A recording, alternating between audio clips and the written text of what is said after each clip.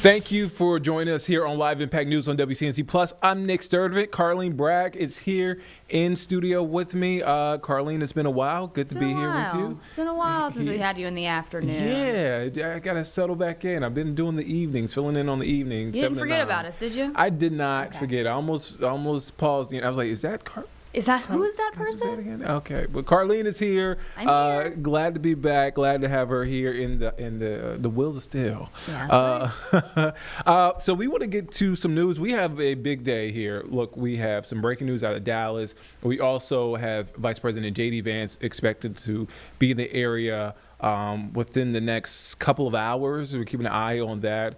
Also, we have an interview coming up at 1, and then Nate Morbido will be on the show later to talk about Hurricane Helene. But first, as I mentioned, we want to get out to Dallas, where here's a live look right now. These are aerials from an incident that played out, and we had this during our Live Impact News stream, 9 to 11 stream. So this is what happened. One victim was killed and 2 people were injured at a Dallas, Texas ICE facility this morning.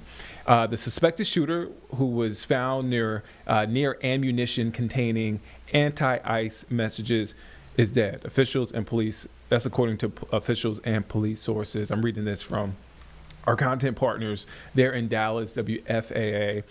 So there was a press conference this morning. Again, you're looking at aerials now, police officials still on the scene. But there was a press conference. We heard from the mayor of Dallas, federal officials, all the above, basically giving us updates on this incident, trying to wrap their arms around what happened. So let's take you there now in case you missed it. This happened before we got on the stream this afternoon. I can pray for the city that we can come together at a time like this, and that we can be there for one another the way we always have when we're in times like this. That for one another, we all get through this very difficult time, not just in our city, but in our country. And that's why I ask you to pray for our nation. There's a lot going on right now in our country. A lot of it's a scary time. I've got children. I've got 3 young children. And I'm here to tell you that it is challenging to explain to them what's going on in our country right now. But I've said before, and I'll say it again, I believe in the power of prayers.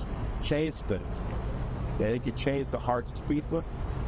It can change the country, it can change the city. So please pray for everyone who is affected by today's tragedy. I also want to say thank you to the Dallas Police Department, and say thank you to the Dallas Sheriff's Department, Dallas County Sheriff's Department, Texas Department of Public Safety, and all of our various federal law enforcement partners. They acted so quickly today to make sure that today's tragedy wasn't worse than what it was. So on behalf of the city of Charlotte, I want to say thank you to all of you. And you're going to hear from some of those steps later, but I want to let you know that appreciate what you all do, not just today, but every day, to help keep us all safe. And lastly, and this is really important, I would ask all of the city of Dallas residents who can hear me right now,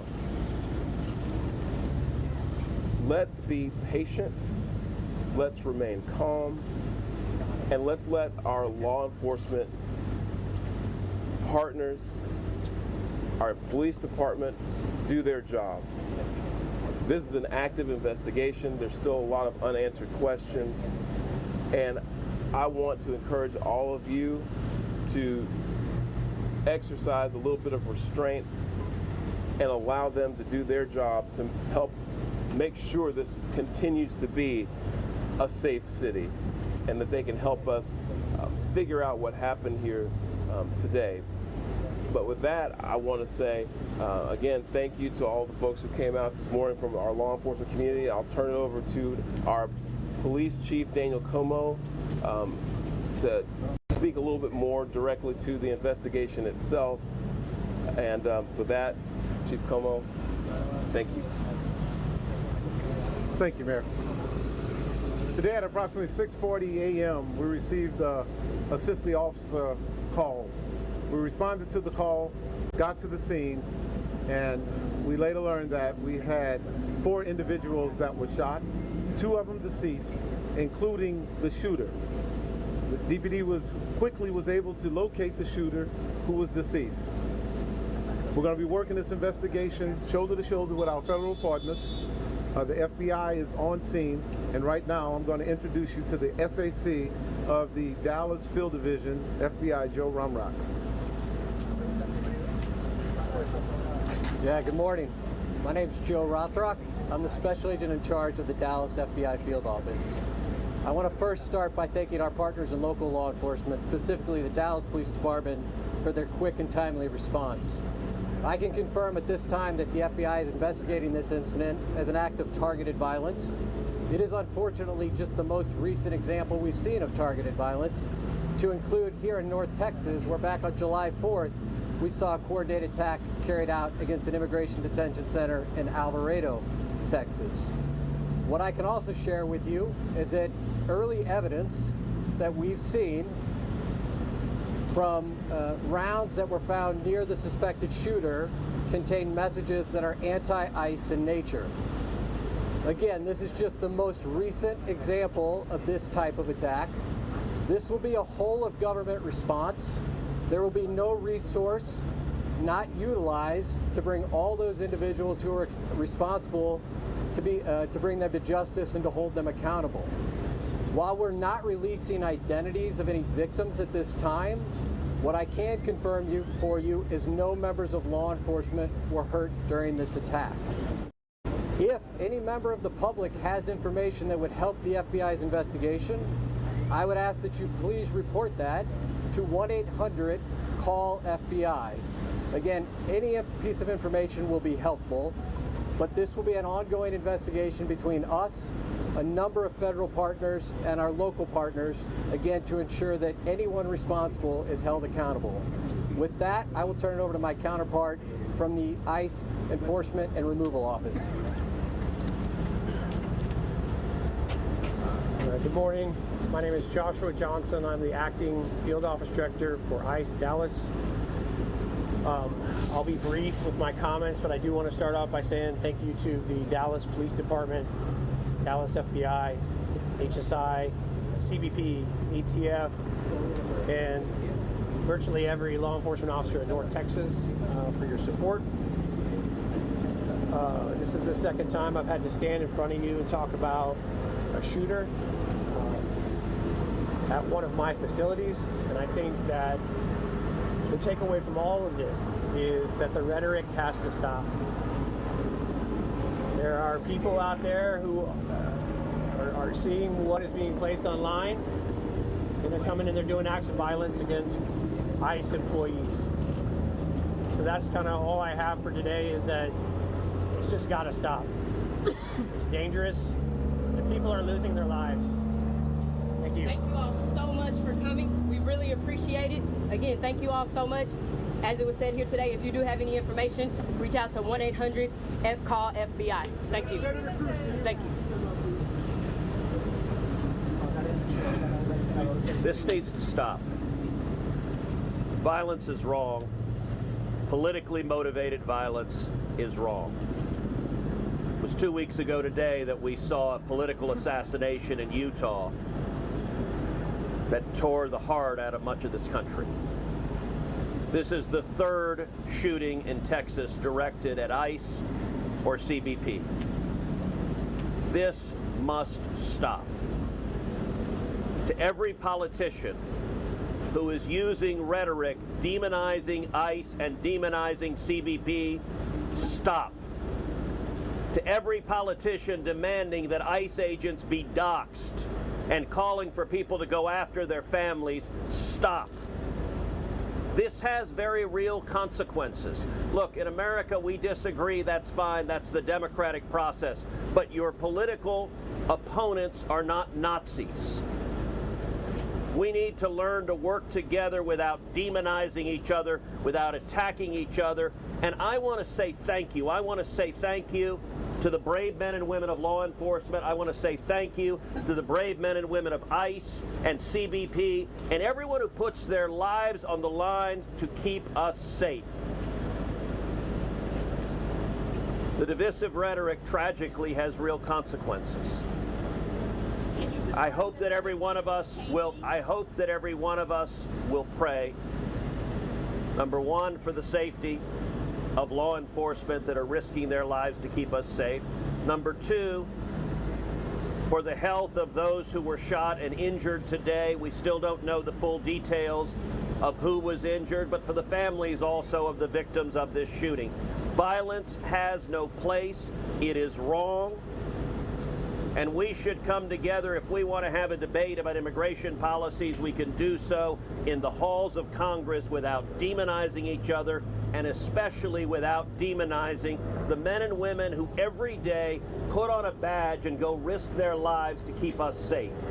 And we should not be putting language out there that inspires madmen to commit evil crimes. Our prayers are with the men and women of law enforcement, and we ought to come together and have some decency across the political aisle to say this violence is wrong and it needs to stop. Senator, have you been told that immigrant detainees were the victims of today's shooting? My understanding is the details of who the victims are still being ascertained, so I don't want to go ahead of law enforcement releasing these details. What they have said is that no law enforcement was injured, and so that's a natural inference, but I don't know the details. Special Agent, can you talk a little bit about some of the evidence you mentioned earlier? Just for clarity, I think there could be a lot of questions. Our understanding is that some of the shell casings had specific writing that was relevant to the motive.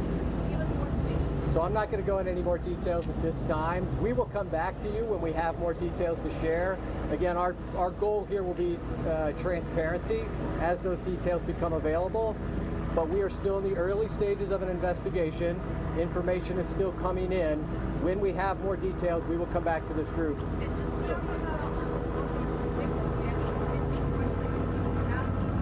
Just get clarity to make sure we're reporting and transparency with the victims. I'm not going to be identifying victims at this time. The only thing I will confirm at this time is no law enforcement was injured. Certainly you can respect law enforcement's need to make notifications. Why are you not saying that they were the detainees that were shot? At this point in time, we're not going to take any additional questions from law enforcement. Again, I'd ask for you to respect the fact that this is an ongoing investigation, and as more details come available. We're not asking for the names of the victims. I understand. In the general sense, I will, if the victims are the detainees. the only thing I can say right now is no law enforcement was injured this morning as part of the attack.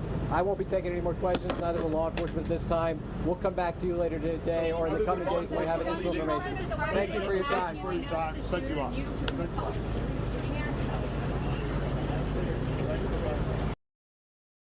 All right, so that was that press conference from earlier. Again, NBC News is reporting 2 dead, including a suspect there in Dallas, Texas. You heard from the mayor, Senator Ted Cruz, also federal officials.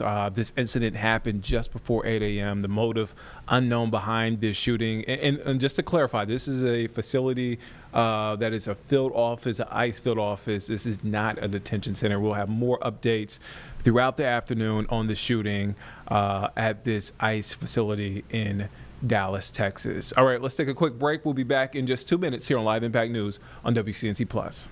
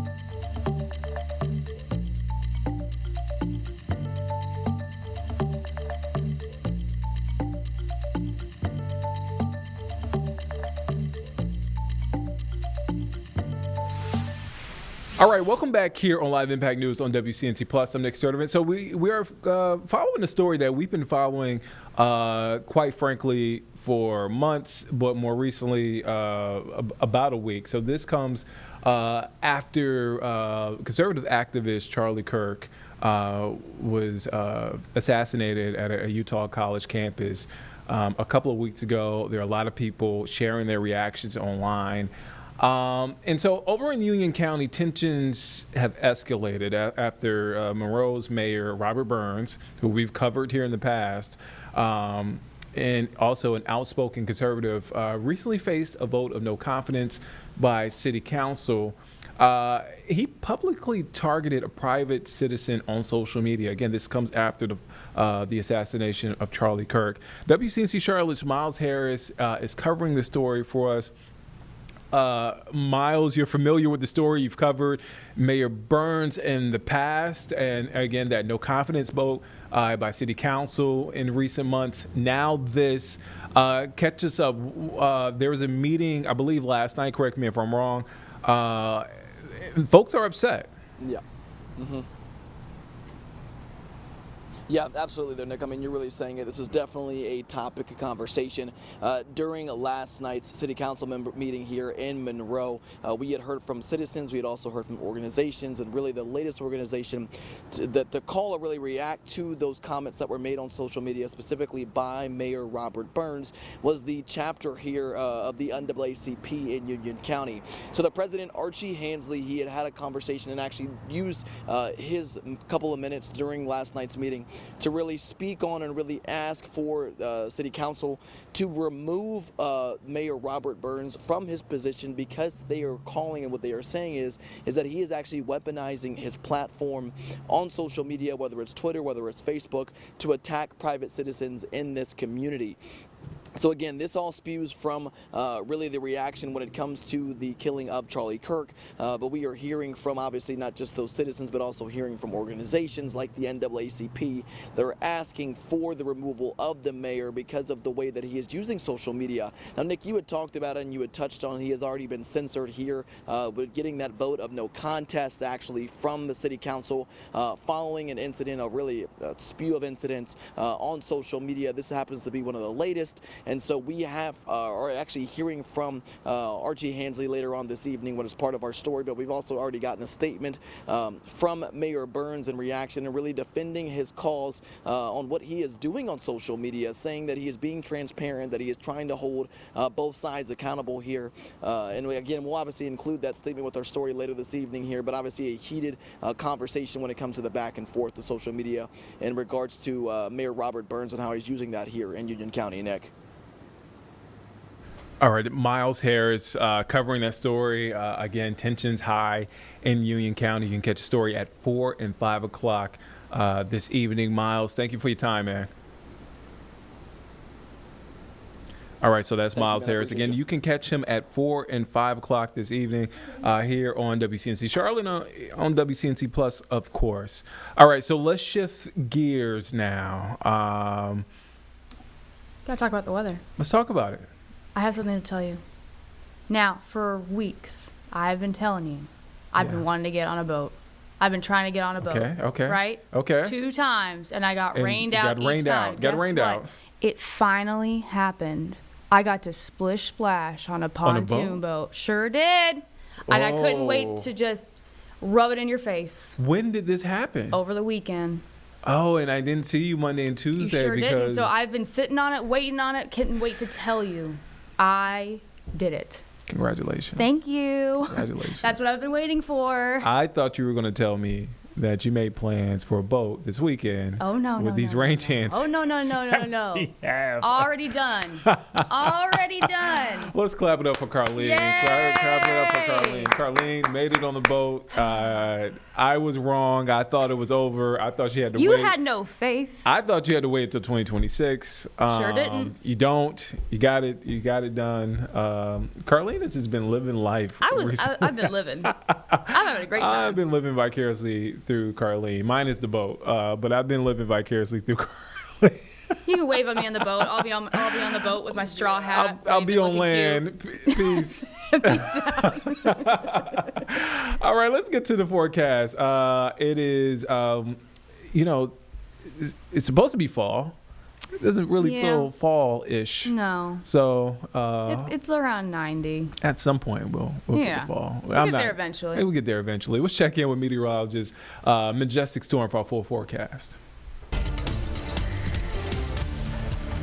Well, good Wednesday afternoon to you. I'm WCNC meteorologist Majestic Storm, and let me tell you, today is going to be nice. We have plenty of sunshine out there, but it's not just the sunshine we're looking at. We are looking at a very hot and muggy day today. Today's actually going to be the hottest day in our 7-day forecast, with a return of upper 80s and low 90-degree temperatures. Now, after today, we do have some changes as we're heading towards the later half of our work week and into the weekend. It'll be much cooler with highs only topping off into the 70s.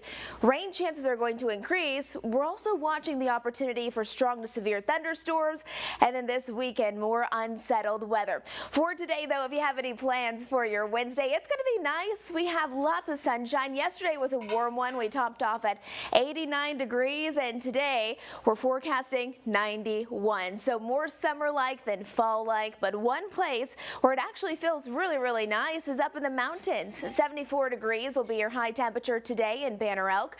Mid-70s for everyone in Boone, and as we're looking towards the foothills, mainly mid to upper 80s.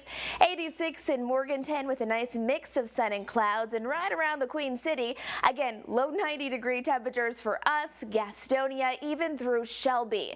Now, throughout the rest of the day today, it is going to be hot, gradually warming temperatures, plenty of sunshine, and don't forget about that humidity. Once you add the humidity on top of these already hot temperatures, it's even going to feel a couple of degrees warmer. Now look at the temperatures over the next 10 days. So 91 degrees today. For tomorrow, 86 will be our high. By Friday, we'll hit those low 80s, and then this weekend, again, going to be teetering back and forth between upper 70s and low 80s. Overnight lows mainly into the 60s and 70s, so staying rather warm tonight and into tomorrow, but eventually, look at next week, some 50-degree temperatures on the way. And as far as that precipitation goes, I mean, we really need some rain, and finally we have a good opportunity to actually get some. We do have a catch though. We are going to be weather alert as we're heading through Thursday afternoon through Thursday night, because we're concerned that we have a system moving through that could bring us strong to severe thunderstorms. The greatest impacts will really be strong damaging winds and possibly even some localized flooding, so make sure you're staying close to the WCNC weather team. No storms today. It's all about that heat and humidity. We do have a low end risk for those severe storms though as we're heading through Thursday.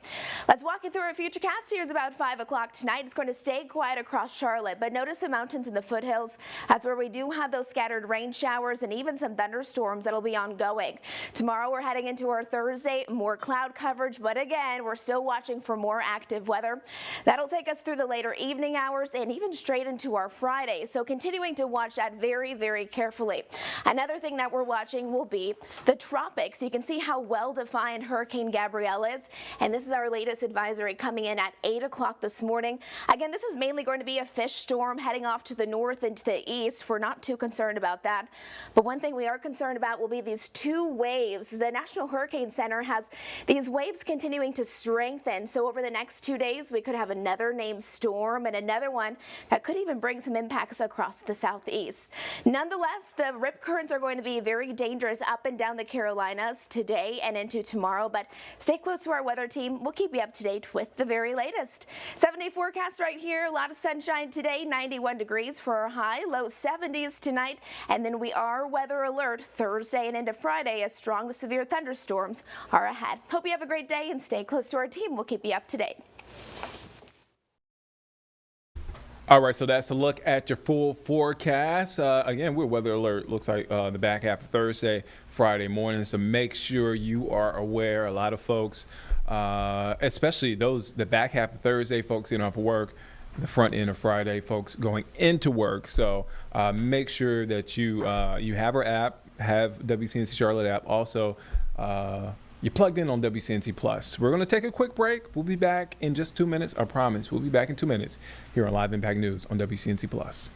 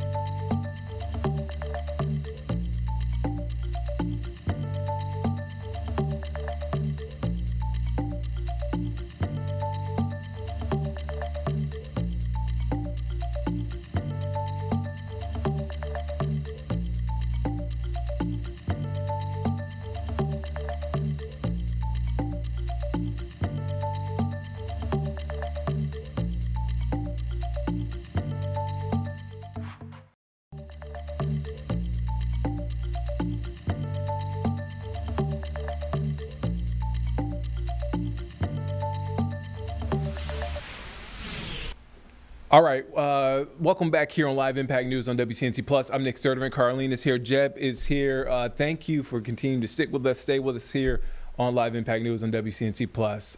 So we have a special guest here on Live Impact News. I'm excited about this one. So, and as you know, all week long, and even beyond just this 1 week, as we commemorate and look back and reflect on 1 year since Hurricane Helene, we've been telling the stories of survivors of the rebuilding of Western North Carolina. Those folks still have a long way to go, but it is great. It's sort of my takeaway. It's great to see those folks continue to come together to rebuild the resiliency. And guest that we're having on is, excuse me, a collaborator with Good Trouble Productions, and he recently launched the Appalachia Comics Project to help people in Western North Carolina tell their own stories. Andrew Iden is here. Andrew, who lives in, correct me if I'm wrong on this one, Andrew, who lives in Western North Carolina, is a New York Times bestselling author, National Book Award winner, co-author, alongside the late U.S. Congressman John Lewis, a graphic memoir, March, and its sequel, Run, which chronicles Lewis's life in the U.S. Civil Rights Movement. Again, embarked on this really cool project, Appalachia Comics Project, working with among dozens of beloved comic book creators participating in this project. Andrew, I know that was a big intro, but I just want to say thank you for joining us here on Live Impact News. No, Nick, thank you so much for having me. I appreciate the opportunity to talk about this because we gotta tell these stories. Yeah, very important stories. I guess let's start here. How did this sort of come about, this project come about? Yeah, I live in Edneyville. I had moved to, this is my mother's farm. She had in many ways built it from the ground up, and I moved there after Congressman Lewis passed, and I left his congressional staff, and I love it's the Apple Valley, and I love my neighbors, and I love the community that we have out there in Edneyville. And then Helene hit.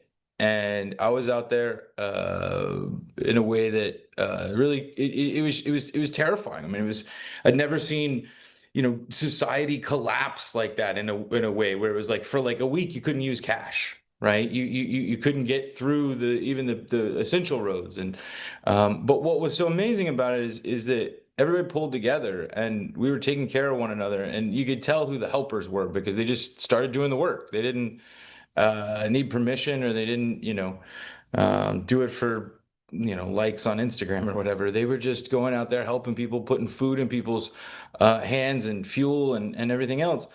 And, after things started to get back a little bit closer to normal, it really became apparent to me that there was a lot of misinformation going around about what happened during Helene. I think we've had people who've, profited off of it and made all sorts of sort of wild accusations and things about what the government did or didn't do. But to me, this storm was really about how people came together to save one another, right? And this resilience of the community that we have in Western North Carolina is just a beautiful example for the rest of the state and the rest of the country. And so I did what I did. I called my friends who make comics, and I was like, guys, we gotta help my neighbors and my members of my community tell their story so that people know what really happened during this.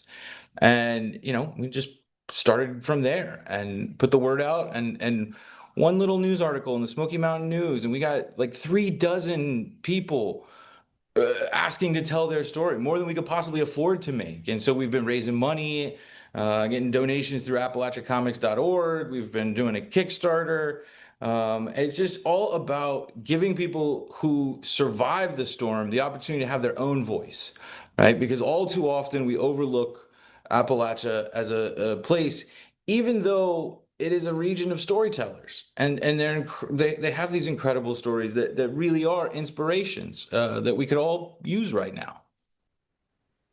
Yeah, Andrew, to hit on the point you just made, I think the common misperception is, those folks in the mountains, they're isolated and But they are so friendly. They're so nice. They want to share their story. They obviously need to help there. And I want to ask. So the initiative obviously is Appalachian Commons Project, but Islands in the Sky is a anthology, and is basically pairing survivors there and folks there in Western North Carolina with these comic creators. Like, what was that like, pairing them together? And what are some of the stories that came out of that collaboration? The amazing thing that people forget about Appalachia is that Appalachia loves comics, right? I mean, whether it's you read Demon Copperhead and what Barbara Kingsolver wrote about it, or I mean, this is where I read my first comic. I got it at the Piggly Wiggly over off Old Hendersonville Highway. And so to have these people who have these incredible stories, like one of them is a story about what happened to the animal rescue. Another is a story about a woman who was supposed to get married the weekend of the storm and ended up getting married anyway. And other stories are about a reporter and struggling to report the news. And then someone who got rescued from the roof of their home, and just all sorts. I mean, the full breadth of the experience that people had during the storm, because they're all so human. But it was amazing to first get so much support from my friends and colleagues in comics. You know, a lot of these writers like Brian Michael Bendis and Matt Fraction and Gene Yang, Alex Segura. I mean, like, there's Pulitzer Prize winners in here. There's MacArthur Fellows. I mean, these are really incredible creators, right? And so they're all stepping up and they all want to do this. And the writers are just doing this as volunteers. They're just doing it because they want to help these folks. But then when you connect them, right, because we tried to be very deliberate about who got paired with who so that it really accentuated their story. You know, somebody might be, the perfect person to write a story about animals, or perfect person to write a story about love, right? And then I would get these notes. I remember I was at a convention in Charlotte this spring, and one of the survivors who was telling the story came up and he was like, "Oh my God, man, I can't believe I get to work with Greg Pak, who's a well-known comic writer that he was paired with." And to see that excitement, right? And then at the same time, giving them this vehicle to tell their own story and be in control of their own story, right? Which is so essential. I mean, this is something that I think people all over the country struggle with, which is that someone else is oftentimes telling our story. And what really happened, the point of view that we all individually have gets obscured in favor of sort of a muddled single narrative. And here, Islands in the Sky is a collection of these stories. They're, 8, 10, 12 pages long, and each one is a chapter by the survivor with the creators, showing in great detail exactly what happened to them. And it's not always tragic. I mean, some of these things are beautiful, right? But in the understanding of all the different experiences through this multi-chapter effort, Islands in the Sky, this allows all the people who didn't go through Helene to understand more completely and more fully all of the types of human experiences that occurred. I do want to ask, related, a little unrelated, but related. Bear with me for a second. So I remember watching an interview that you did about 10 years ago at this point, and you were talking about your work with Congressman John Lewis, the late Congressman John Lewis, and he was wrapping up a re-election campaign, and he asked folks, what are they doing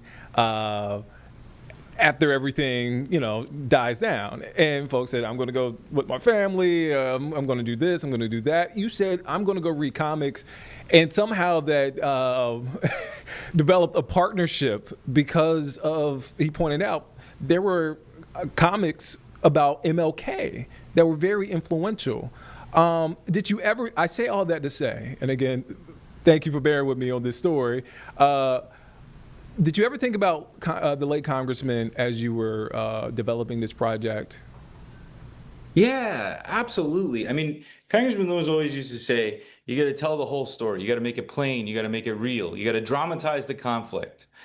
And, part of the idea that March represents is that at the time, I was 23, 24 years old, working as John Lewis's press secretary on his re-election campaign, right? Like, I was already in a room that folks at that age don't often get into. And he trusted me to tell his story, but it was also because folks had forgotten what he had done at that point, right? They had overlooked all of the different elements of his history, right? Because he was thought of for Selma, and they'd forgotten the freedom rides and the sit-in movement and the Mississippi Freedom Summer and everything that he did in between that led to these great moments, right? And it helped in a way reinvent him. And I think that framework and that understanding that the way we've done things in the past, right? Your traditional publishing models, your traditional media efforts are not always going to work at the grassroots level, right? Because John Lewis was so grassroots, right? I mean, this was a man, I'll never forget driving him around on a campaign, and we went to the Burger King, and the lady through the drive-thru goes, "John Lewis, is that you?" You know what I mean? And so it was like he knew everybody. He loved people. And yet, even then, his story wasn't always being told the way it should have been, right? And so we had to use comics to reach audiences that weren't being reached otherwise. And so when I started thinking, Appalachia has this long history of not having their story told, of having outsiders telling their story for them rather than with them, right? I mean, this is a similar problem that they have in the Black community, where folks in the Black community don't get the opportunity to tell their story with them. They'll write a book about John Lewis. They won't write a book with John Lewis.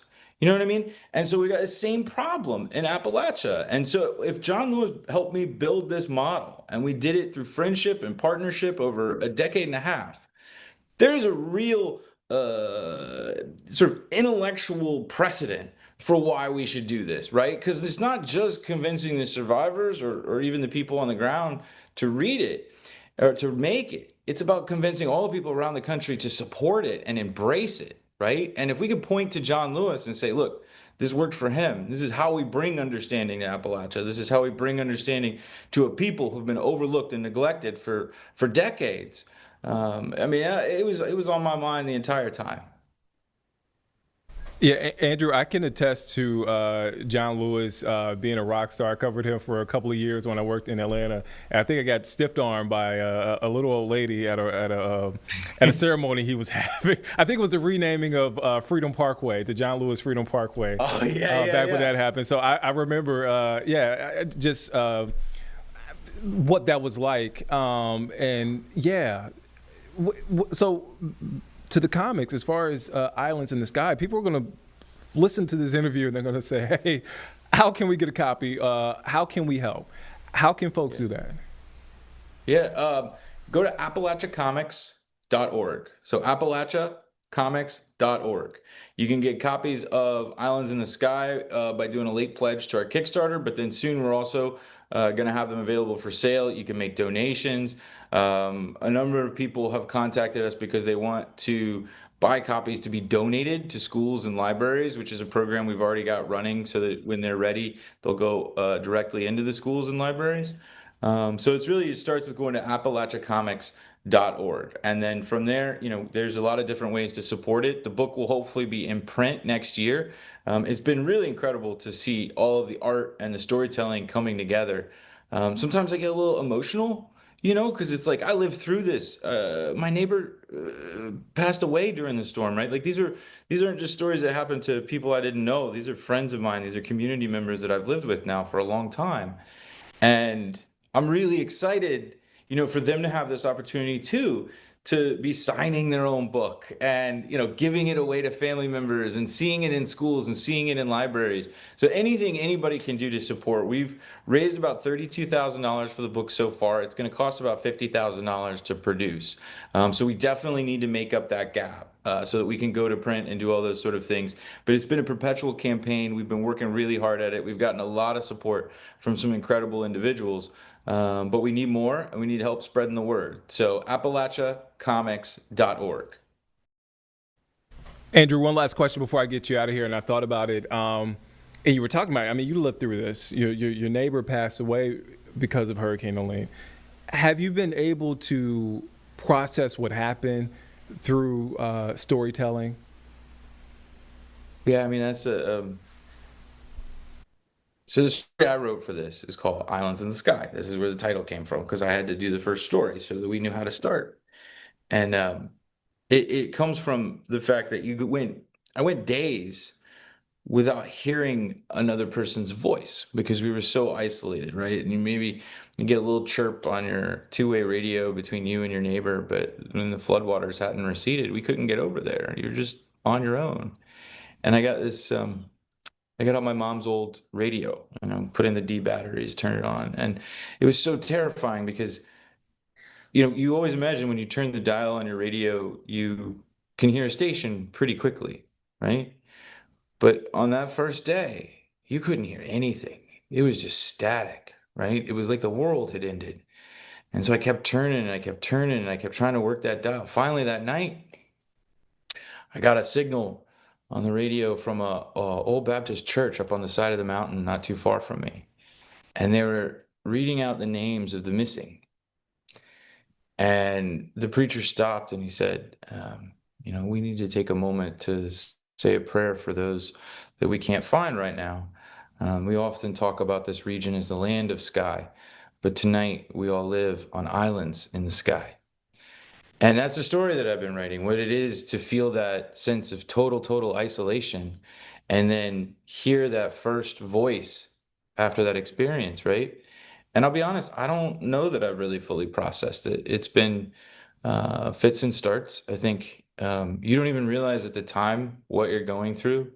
I've had a number of talks and chats with just folks where, we're doing our work, we're getting the plumbing fixed, we're doing something, and all of a sudden, this big burly plumber guy just starts talking to you about like how scary it was and how he's been feeling, and it's not what you expect, right? I mean, this is an unprecedented experiment in coping, because this is a region almost the size of Connecticut that was hit this so hard.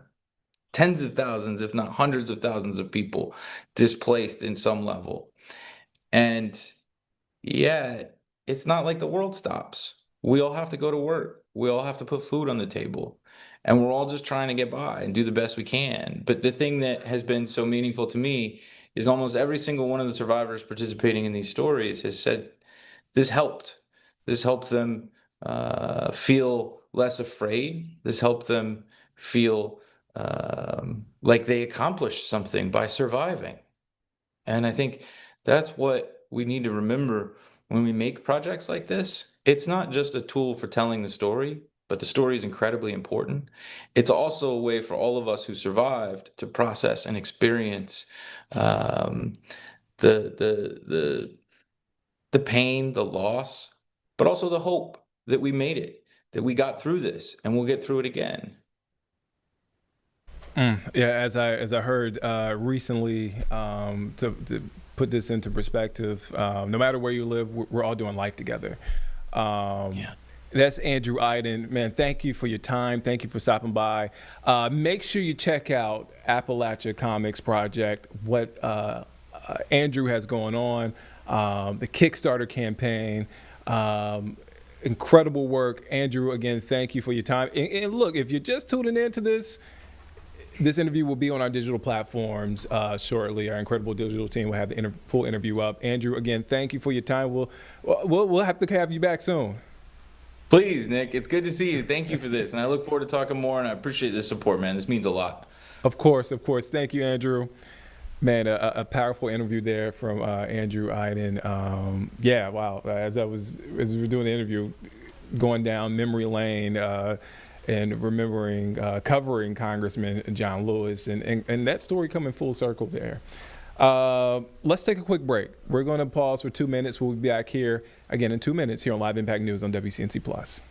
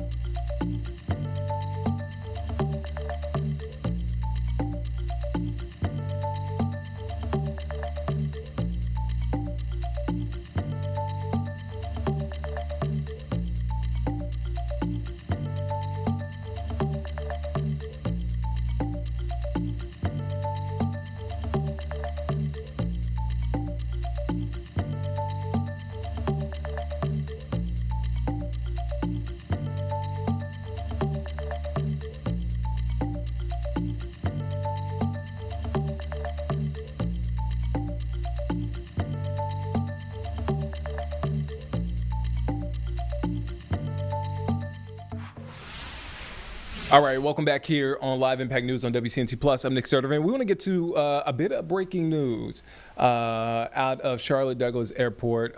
Take a look at this. This is from American Airlines. They posted this on X. I'll read it here for you. So American is aware of a technical issue impacting some of our maintenance applications. No flights have been canceled at this time, and our teams are actively troubleshooting. We apologize to our customers for the inconvenience. Again, tech issue there. American Airlines. A lot of flights coming out in and out of out of Charlotte Douglas from American Airlines, and right now, so we're seeing one cancellation. This is from FlightAware, about nearly 200 delays. These is a look at. This is for incoming and departing. I should note that this is for both ways. Both ways, but you can see there. You're Keep seeing scrolling and scrolling. You'll see that delayed. And they start to add up. So flights are delayed, nearly 200 flights in and out of Charlotte Douglas. Again, American Airlines having some tech issues. According to FlightAware, one cancellation, but overwhelmingly there are delays there. So if you're about to head to the airport, they're at the airport trying to figure out what is going on. This is what's going on. So we will continue to update you throughout the day and throughout the afternoon here on Live Impact with some updates on the situation there at Charlotte Douglas Airport. All right, so let's go now to Concord, because right now we are waiting to hear from Vice President J.D. Vance. Vice President J.D. Vance, I believe, is just landed. Okay, you kind of see the tail end of it right there over the trees, that little thing moving. That's Air Force Two. You gotta have good eyes. I was about to say, look directly above the American flag and over those trees. Okay, you see that little skinny stick looking thing? I was about to say, that's that. I will take your word for that, Carly. Yeah. So yes, Vice President J.D. Vance has landed there. He's expected to speak in about an hour-ish. We always say ish because we want to give you a loose timeline and time frame. But Vice President J.D. Vance, he's making his first official visit to North Carolina since taking office. Vice President Vance, again, in Concord, to promote the Trump administration's policies for quote-unquote working Americans. That's what the White House announced earlier this week. And we have somebody speaking right now, right? Am I right? Okay, just wanted to make sure. So this is a live look. We have a speaker on stage. Let's take a listen in to what's being said. Does thrive here, but only if America will thrive here only if we continue to ensure the safety of our citizens. Thank you very much.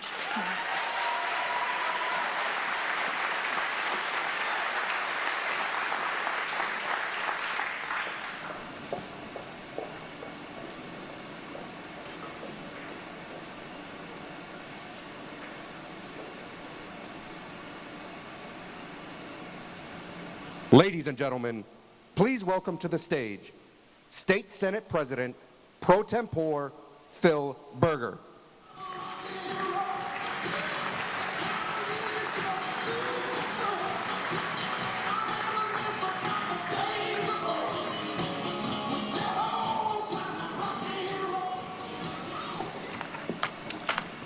Hello, I'm Phil Berger. I currently represent the people in Rockingham and Guilford County in the North Carolina Senate, and I'm also the Senate President Pro Tem and the leader of the Republicans in the North Carolina Senate. You know, North Carolinians are fed up with woke politicians and judges who put dangerous criminals on our streets. We can keep citizens and communities safe by standing up to those who are content in allowing dangerous criminals to roam free. In Washington, D.C., President Trump demonstrated to the nation that standing strong with law enforcement and enforcing the law addresses our most serious crime problems. President Trump's tough on crime approach is the gold standard. He's showing soft on crime prosecutors, judges, and mayors that their pro-crime policies will not be tolerated.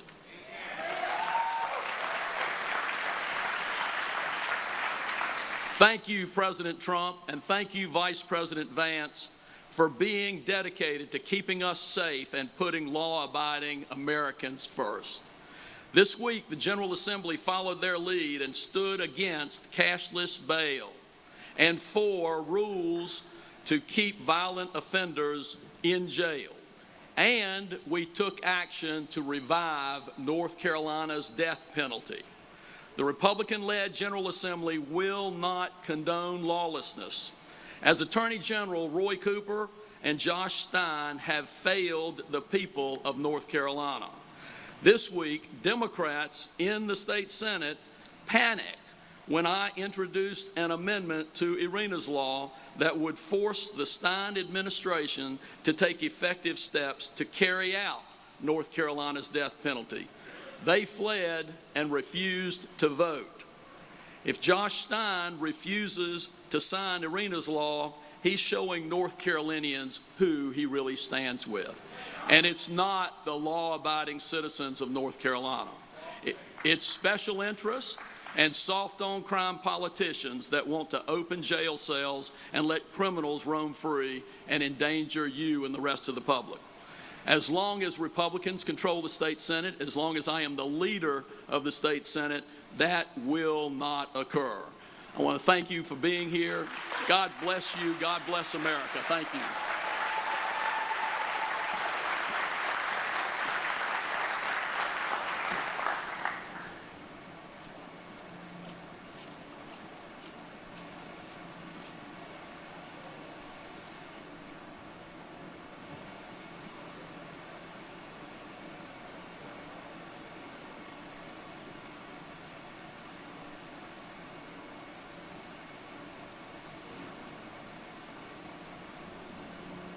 Ladies and gentlemen, please welcome to the stage Speaker of the State House, Destin Hall.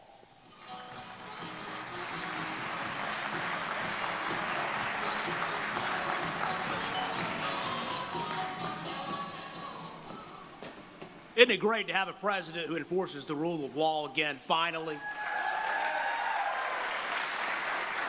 What an honor for us to be here today to welcome Vice President J.D. Vance to North Carolina yet again. He and President Trump have been here time after time, whether it's hurricane relief or now dealing with these issues of crime in our cities and really across this country, and they're cracking down on it. You know, we saw a tragic example of Democrats' soft-on-crime policies in Charlotte recently. You all saw the video of Irina, the Ukrainian refugee, who was brutally murdered on a train on video, right in front of everyone's eyes. And this was an individual who murdered her, who had interacted with law enforcement time and time again. And it's not the cops on the street's fault. They're arresting this person and they're taking him into the court system. And then you have soft on crime, left-wing Democrats, whether they be a magistrate or a judge, who are letting those folks go again and again, and the results are tragic, just like we saw in Charlotte. And so, as you heard Senator Berger say, we're putting a stop to that in North Carolina. We passed Irina's law yesterday that's going to make sure that folks like that, when they interact with law enforcement and they get arrested, that they actually stay in, that the judicial system does something to keep those dangerous folks off of our streets. Because we don't have to live that way. We don't have to be New York and California where they let crime run rampant. And we're going to put a stop to it here in North Carolina. And with President Trump's help and Vice President Vance's help at the federal level, we're going to continue to crack down on crime. We've also been working very hard on illegal immigration in North Carolina. You know, for years under the Biden administration, we had an open border. Folks were coming across the border. We didn't know where they were from. Sometimes it was from Central America or South America. Sometimes it was from the Middle East. Literally people who were on terrorist watch lists from the Middle East found crossing our border, and yet it was worth it for the Democrats and President Biden to let those folks come across that border and live in our country without us knowing who they are, a complete breakdown of the rule of law. And so we acted here in this state. You know, before 2018, every single sheriff in this state, if they arrested somebody who was here illegally because they had committed a crime, just like we could be arrested if we committed a crime, they would cooperate with ICE. They do that voluntarily. And then starting in 2018, we saw a small number of left-wing sheriffs get elected in some of our largest counties. And if you can believe it or not, they completely stopped cooperating with ICE. So what does that mean? That means they arrest somebody because they were charged with a serious crime in this state, and they also find out they're here illegally. And they query ICE, and ICE says, we want to come and take that person.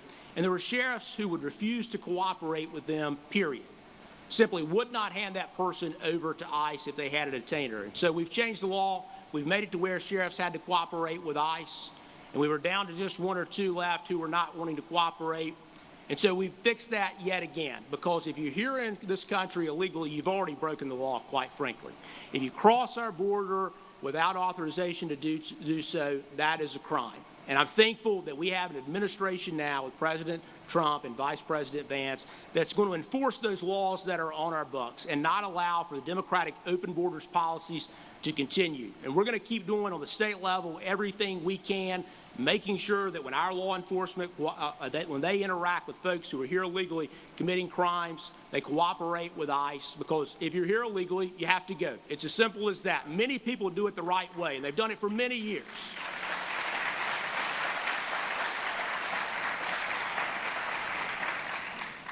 But thankfully, again, we've got an administration who's partnering with us in that and upholding the rule of law. So I can tell you, on behalf of my colleagues in the State House as well as the State Senate, we're committed to public safety in this state because, as President Trump says, if you don't have public safety, we don't have a country.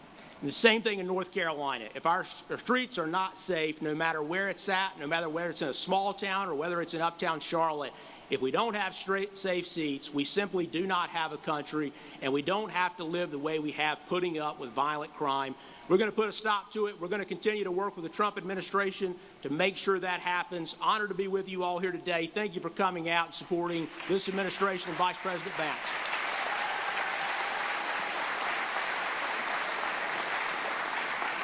All right, so you're watching Live Impact News on WCNC Plus. I'm Nick Sturdivant. Carlene's here. Jeb is here in studio. Right now, you're watching live. This is out of Concord. So we are awaiting to hear from Vice President J.D. Vance, who was in Greensboro this morning. He's talking about, he's expected to talk. There he is. Let's pop him up full. We just heard from North Carolina House Speaker Destin Hall. Talking about Arena's Law, named after Arena Zariska. But right there on your screen is Vice President J.D. Vance coming off of Air Force 2. He is now in his motorcade and is driving off. Again, he was in Greensboro this morning. And so this is his first official visit today to North Carolina. And it looks like the camera is moving.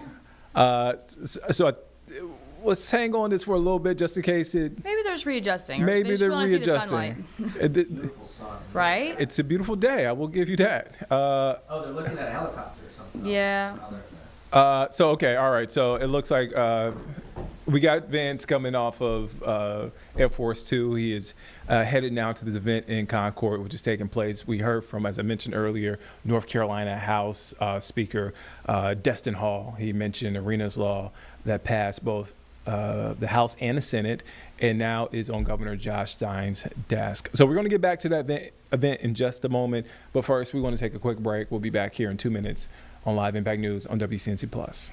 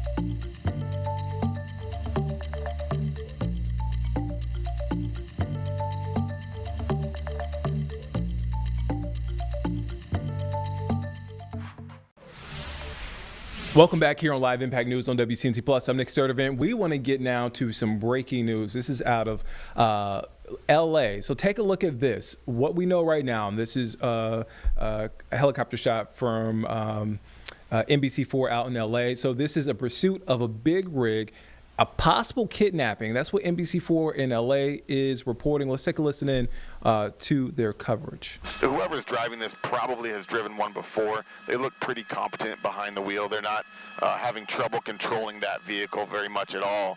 They're able to make sudden turns. You know, we saw them duck off the freeway, drive on the wrong side of the road. He's kind of driving in the median right now, looking to get around traffic, going through that intersection, driving in the middle of the road. Yeah, it seems like he's getting a little bit more reckless and a little bit more dangerous as we're going here.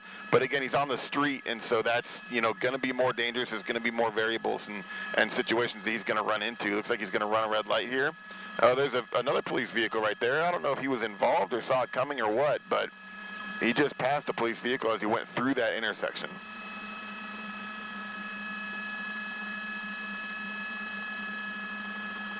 I don't know. I haven't heard any more on the scanner. I haven't heard any chatter about that. As we were coming up, we know that they had asked for permission to use a spike strip, and that was granted. I know that when they were performing that traffic break that was happening on the freeway right when we caught up with this pursuit, that's kind of when they were talking about using that spike strip, but I don't believe that they got it deployed. I don't believe that they were able to use it and actually deploy it in front of this vehicle.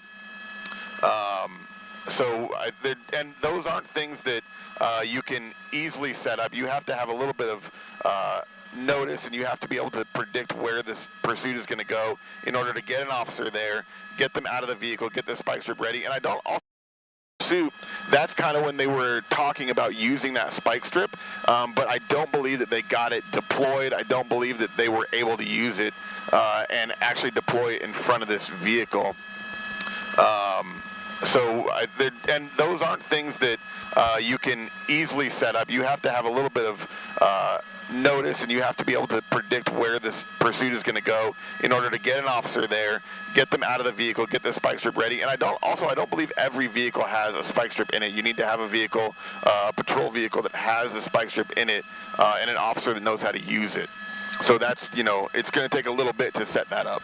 Yeah, the spike strips take special training. They're notoriously dangerous, even for officers who have experience using them, because often the driver will try to avoid the spike strip, and there's a big potential there for, you know, crashing into the officer who's deploying it.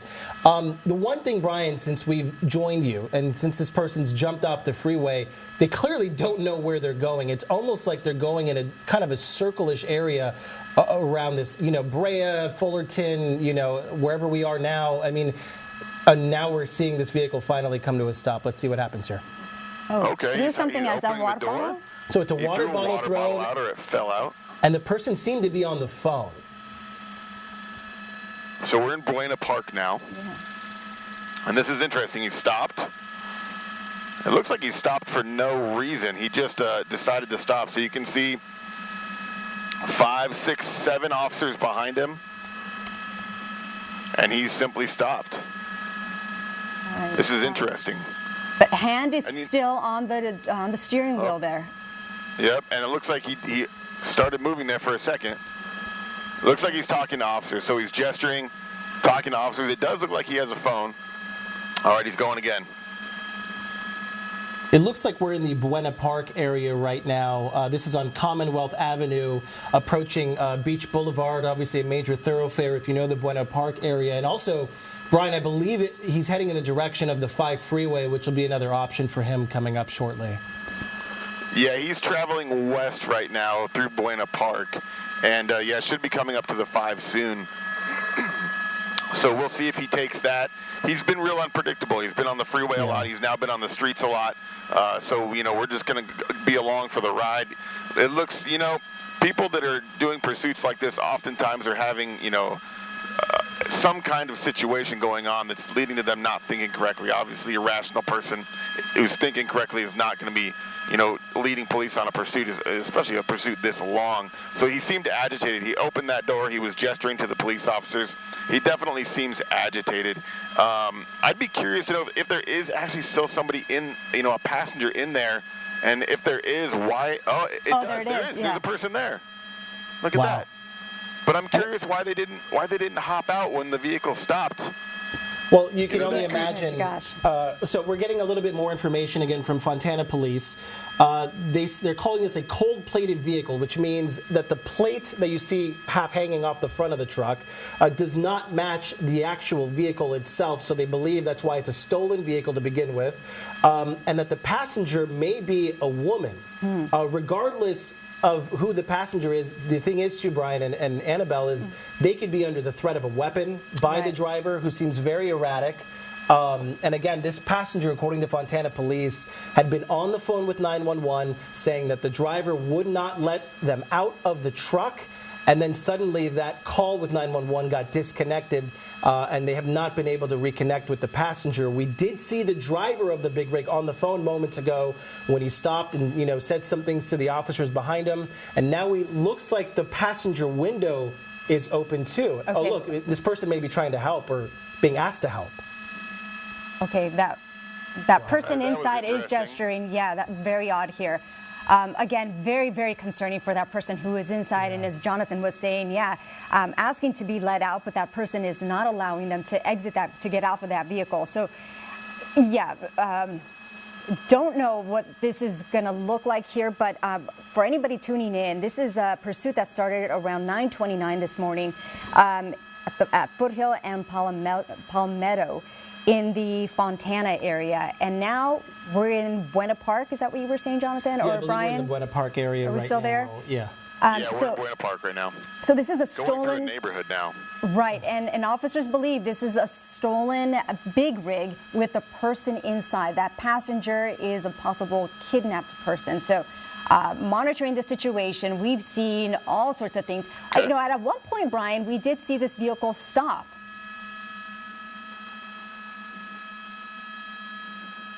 Oh, I'm sorry, guys. I think I've lost your IFB feed. Okay, well, we're going to try to reconnect with Brian. Yeah, that vehicle stopped just moments ago. We did see the driver open the door at least once or twice. We saw a water bottle fall out, and that the driver appeared to be on the phone. It's unclear, but it is, typical in these situations that whoever the driver is maybe in contact with law enforcement, they may be trying to contact him. As we're going to see another turn, most of this chase, since we've been over it, has been on surface streets. Prior to that, it was on the freeway. A lot of erratic driving, though we're not seeing that as much right now. But they are still blowing through red lights. They're not, yielding to any kind of safety protocol right now. And what we understand is there is a second person, a possible kidnapping here happening in real time inside of this big rig. We did see that person, Annabelle, moments ago, gesture to someone on the street, almost as if they were asking for help. Yeah, that was really interesting, seeing that civilian kind of approach that vehicle and interact with it a little bit. They definitely looked like they were talking to whoever was in that vehicle. And, maybe that individual saw this pursuit on, watching our feed and decided they wanted to try and help because they saw it coming by where they were at. Who knows? That's really dangerous, though. It's really dangerous to interact with a pursuit like this that's really unpredictable. We kind of need to let the police officers deal with this, let them, take care of this situation. It's really unpredictable and dangerous to interact with a pursuit like that. And here's the thing. We're talking about a heavy-duty vehicle here. That's going to take a lot longer for it to stop. And if it's going at these high speeds, that's putting other vehicles, other drivers at risk here, especially if it's crossing these red lights, as we see it get back now on the 5 freeway. And one more note, Brian, before we send it back to you. The Fontana Police also telling us that spike strips could be used, but they often don't work well with a vehicle like a big rig that has as many as 10 tires on it. So they're saying, hey, it is an option, but it may not be as effective as it would on, say, a passenger vehicle, as we're now back on the freeway for the first time in a while. What direction are we heading here on the 5, Brian? Yeah, so we're on the 5 North, although it looks like he's hopping off of it almost immediately. I don't know if that's okay. So yeah, so that's just an off ramp. He's getting back off the freeway. Yeah, so those tires, you're right. There's a lot of tires on that big rig, and he could, especially in the back, he could lose 2, 3, maybe even 4, and still have control of that vehicle. Yeah. Those front tires, you know, if they could get spike strips on those and let the air slowly out of those, that would help a lot. But yeah, also these tires, these are incredibly strong tires. They're designed to carry heavy loads for long amounts of time. So those spike strips might not do as well against tires that are this, you know, strong and heavy duty. So it looks like we're underneath the 5 freeway here. We're still in the Orange County area. Again, this is a chase that began in Fontana. And Brian, I think the one thing that's clear is we're continuing to follow this big rig. This driver does not know where they want to go. This has been kind of a mess of direction, circling around Buena Park, Fullerton, Brea. You see someone crossing the train tracks there.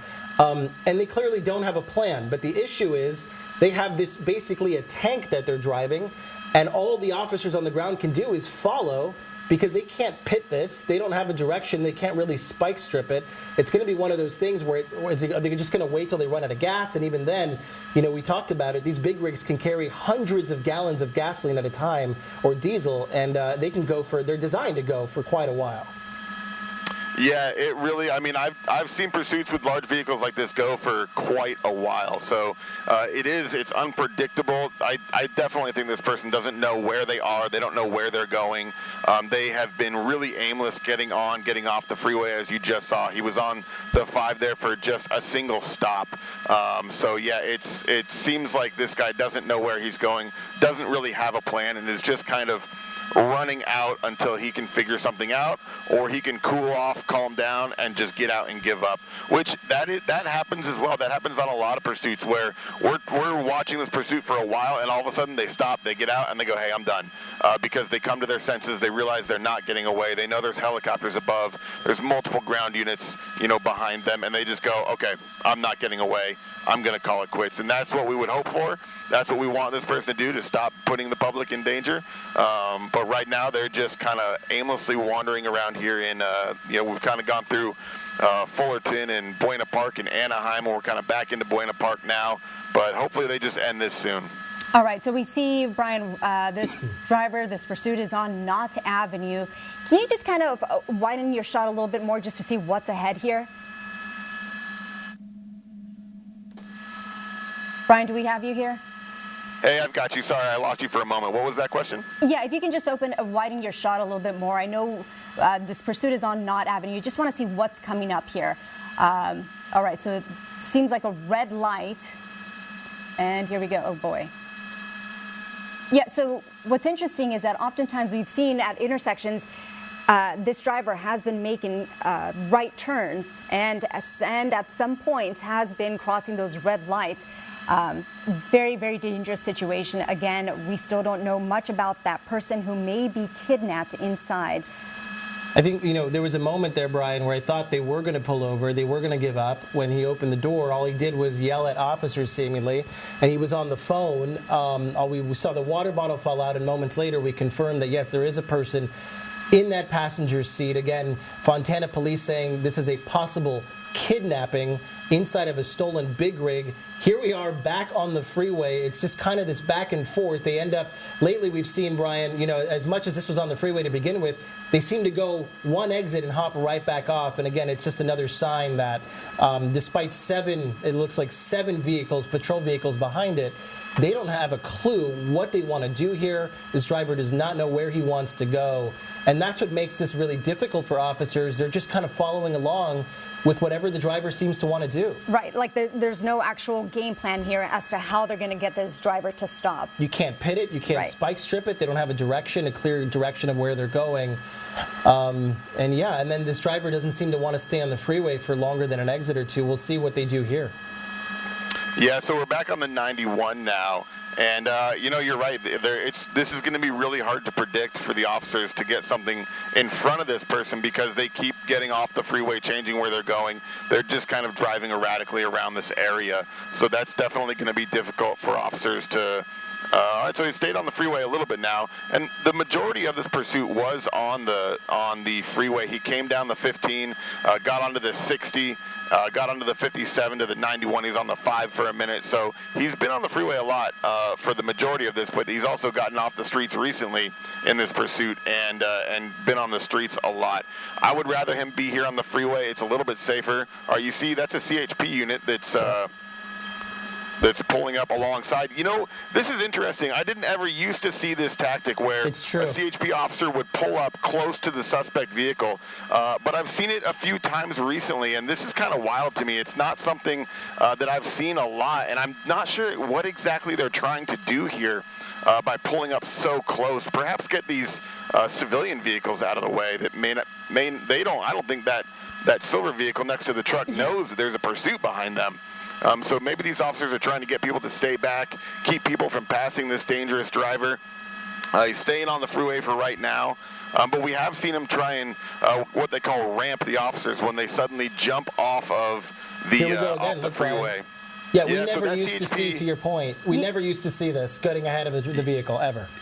Right, so you got to wonder. I'm wondering if he has a spike strip that he might be trying to deploy ahead of this vehicle to get him to stop or possibly run a traffic break ahead of him. I'm going to widen out, see what's going on here. He's probably just raced up ahead, clearing traffic. He might try and perform a traffic break to stop traffic and kind of create a road dam for this truck that he won't be able to get it past. There's another one. There's another CHP going past. That's so interesting. That's not something I've usually seen in the past.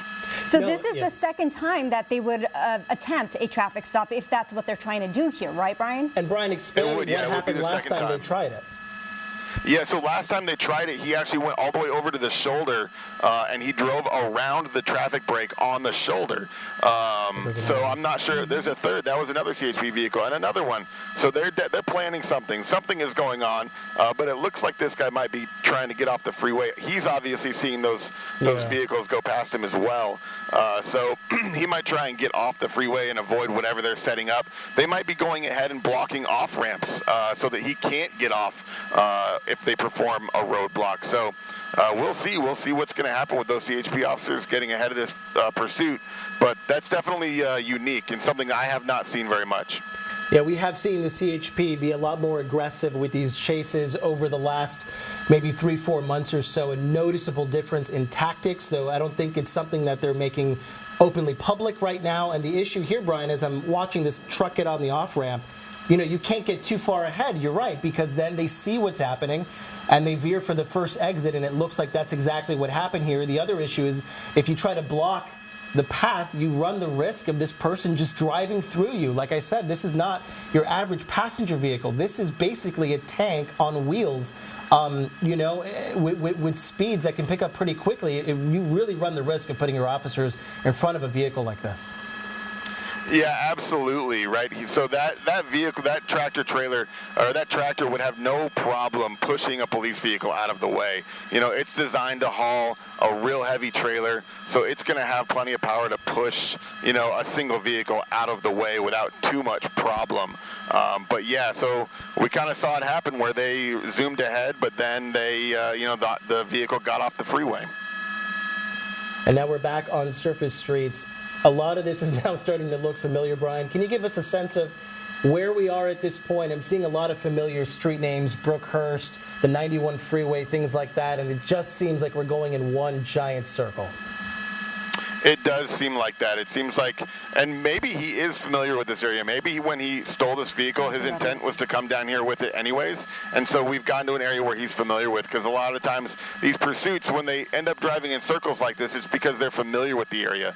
So it seemed random at the time. You know, it seemed random as we've been following him, but we're back on Brookhurst. We were on Brookhurst earlier. So this may not be as random as we think. He was here, exactly here, not too long ago. So he is kind of traveling in circles now. We're not exactly sure what he's doing. Looks like he might be getting back on the freeway. I had the same thought, Brian. You know, perhaps this person is familiar with this area, frequents it, lives in the area. That's why they're so familiar with it. And we've been kind of circling this since we first got over this on the 57 freeway, entering the Orange County area from where this first started in Fontana. Again, the possible kidnapping in progress here and in a possible stolen big rig. That's all according to Fontana police. They believe that the possible kidnapped person is a woman in the passenger seat who had called 911 but got disconnected, saying that the driver, who we believe to be a man, was not letting them out of the vehicle. And again, we're talking about a situation with a big rig where pit maneuver out of the question, really. Is spike strip possible if they could have any sort of pattern and get ahead of this vehicle? But even then, Fontana police saying it's very difficult to even use a spike strip effectively against such a large vehicle with so many tires. And within the last few minutes, we've seen CHP involved here on the freeways. We've also seen Fullerton police jump behind this big rig, this stolen big rig, and as it continues here on the 5 freeway in what appears to be just a giant circle. A giant circle. And Brian, you said you've covered a number of these as well. Not as common as just a regular vehicle. But here we are in this situation. We did mention, as Jonathan mentioned, we did see a few CHPs bypass this vehicle. Still don't know where they're at exactly. We did see that driver exit the freeway, now back on the freeway. So we're just monitoring the situation. But again, there's no real game plan here that we know of. Yeah, it's so we're back on the 5 North now, and we're now in an area that we haven't been. This is not a spot that we've been to before in this pursuit. He's picking up speeds a little bit as he's now on the freeway, and it seems like there's not much traffic. We're kind of hitting the 60 mile per hour mark, which is about as fast as we've seen him go during this pursuit. But yeah, he seems to be, he's kind of staying over to the right side of the freeway there in the, like number 4, number 5. And there we go. He's getting off again at Auto Center Drive. We saw him on a different part of Auto Center Drive earlier.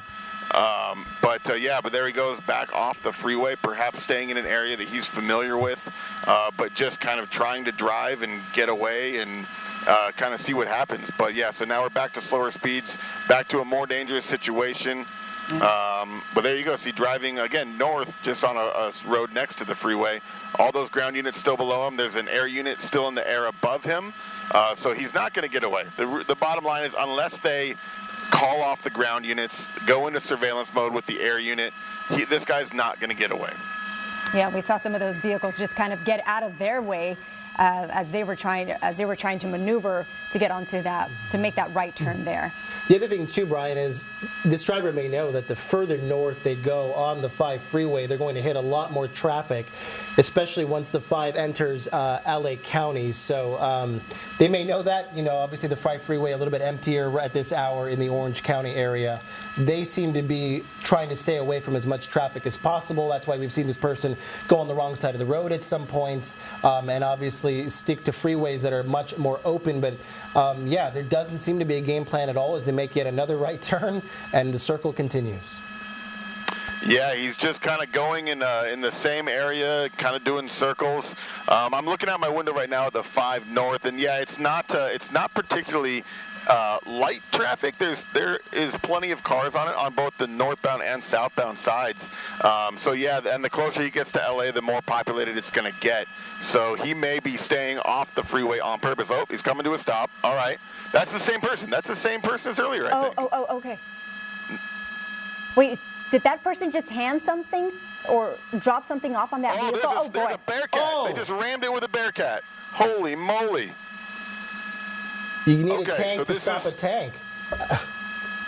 That's a SWAT Bearcat. It looks like they're getting very aggressive here. It looks like they're going to try and pit that vehicle with the Bearcat.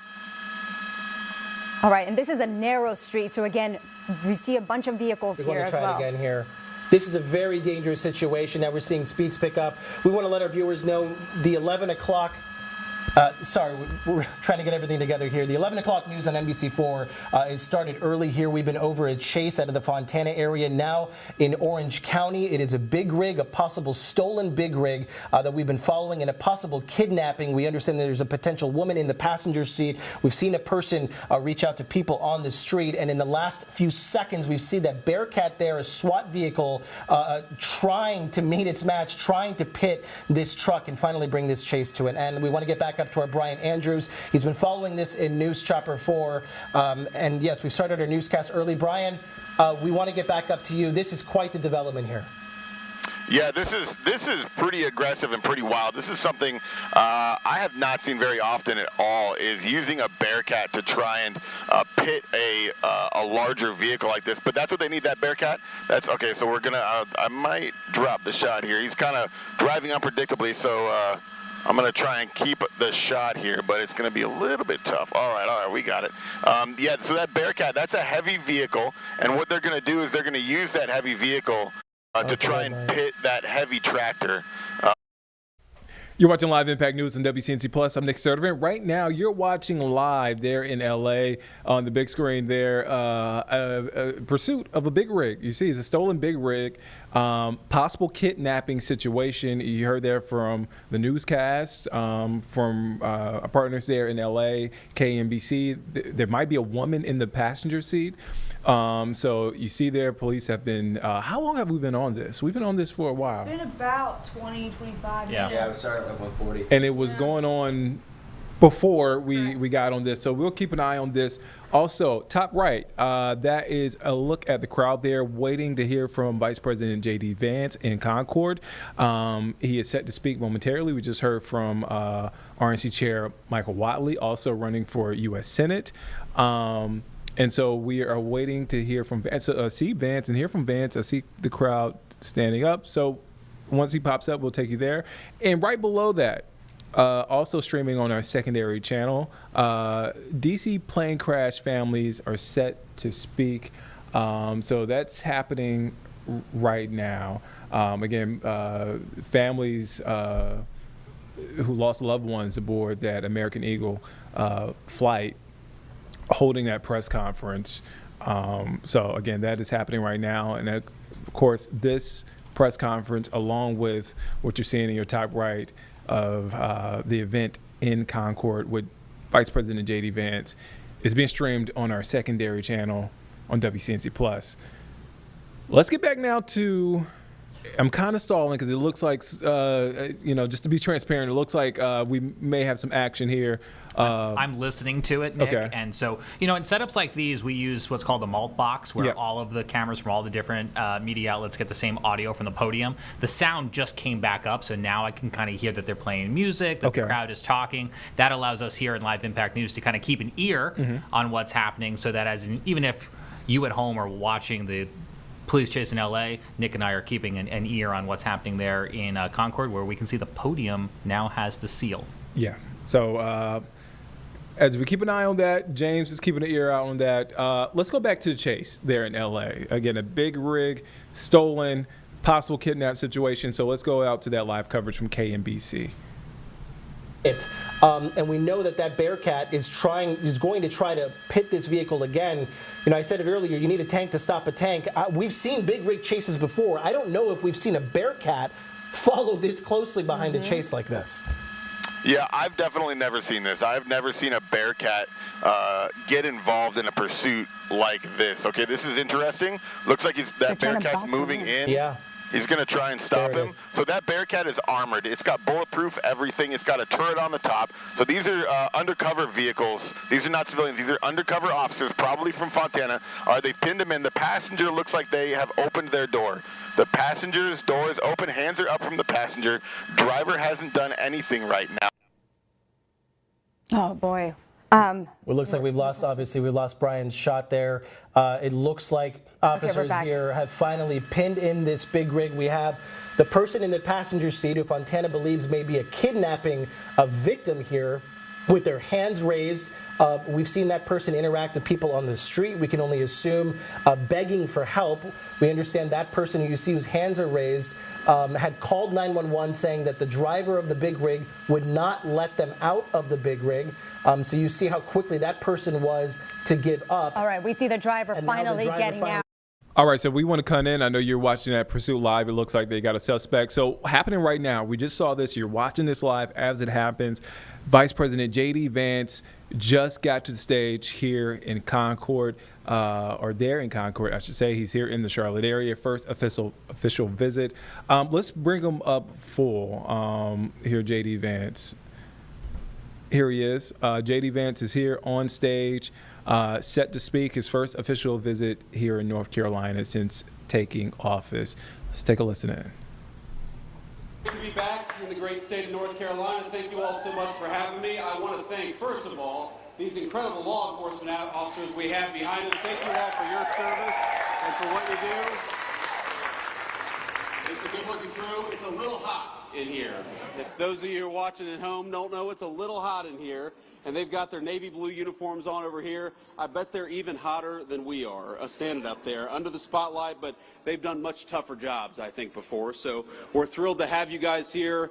And I just wanted to say to all the law enforcement who are in this building, to all the law enforcement who are watching at home, we love you, we're grateful to you, and we're always going to stand behind you. Thank you. You guys. Now, I have a few other thank yous before we get to the meat of what I wanted to say here. First of all, we're in this incredible hangar, and it belongs to Dennis and Kay Yates. Where are Dennis and Kay at? Where are you guys? Thank you all so much. Thank you guys for having us. And, of course, we're also thrilled to be joined by the hangar's previous owner, Jack Rouse. So, Jack, thank you so much for building this thing and for having us. It's good to be here. Now, I'm joined by one of my favorite former Senate colleagues, and that is the great Senator Ted Budd from North Carolina. Ted, thank you so much. A very good guy. And I assume we have some other Republicans in here, so are we going to send Ted Budd, a great fellow senator, and Michael Whatley from the state of North Carolina?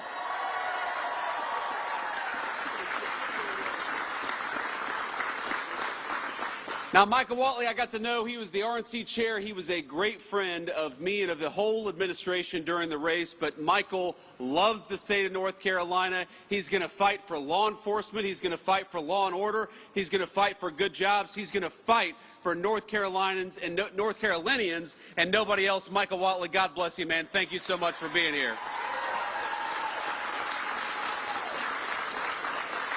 We've got Congressman Addison McDowell. Addison, where are you? Stand up and be recognized. Thank you, Addison. All right, this is your first term, right? Are you happy what you signed up for? That's good. Okay. Let's be honest, he couldn't say no, even if he wanted to, but he loves serving the great people in North Carolina and Washington. He does a very, very good job.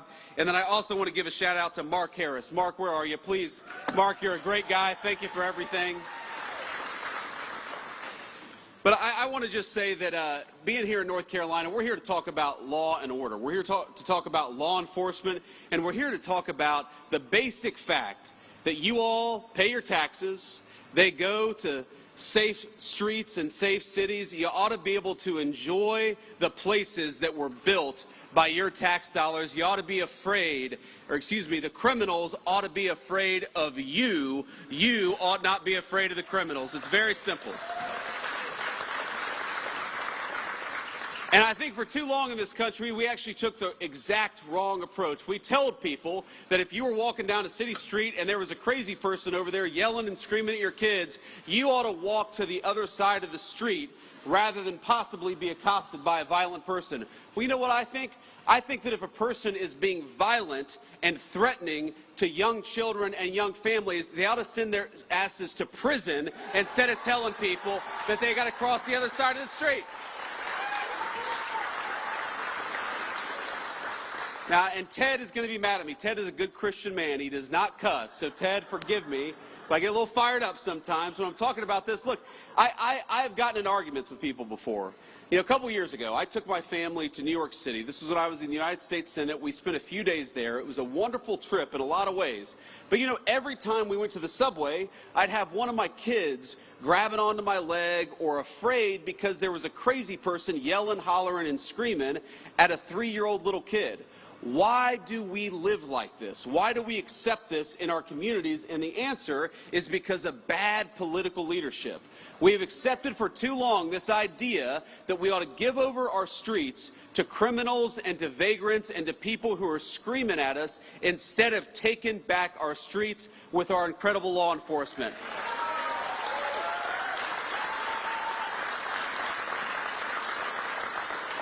And there are so many things that we can do. You know, in Washington, D.C., the first 2 months that we surged the National Guard, that President Trump surged the National Guard into Washington, D.C., there were no murders.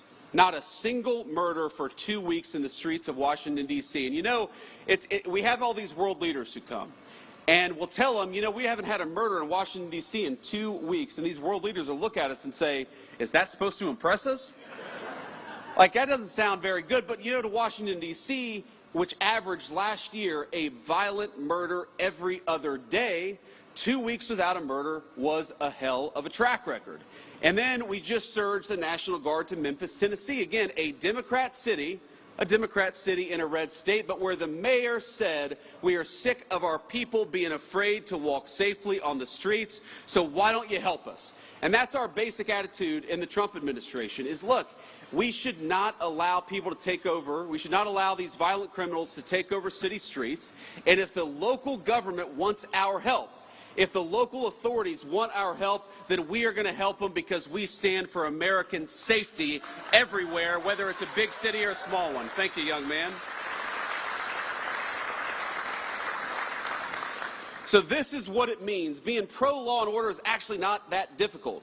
There are some things we do, some issues we address that are so complicated and so challenging, but supporting our local law enforcement is actually pretty easy. It's just a question of political willpower. Here's thing number one, very simple. If our great police officers find a violent criminal and lock them up, we ought to keep them locked up instead of letting them back on our streets with a slap on the wrist.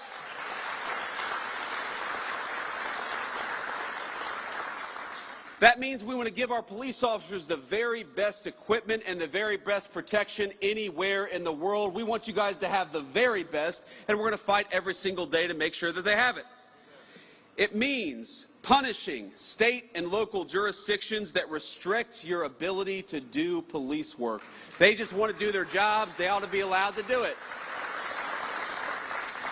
And it means pursuing enhanced sentences for violent criminals, like the violent criminal who murdered that poor innocent girl in Charlotte, North Carolina just a couple of months ago.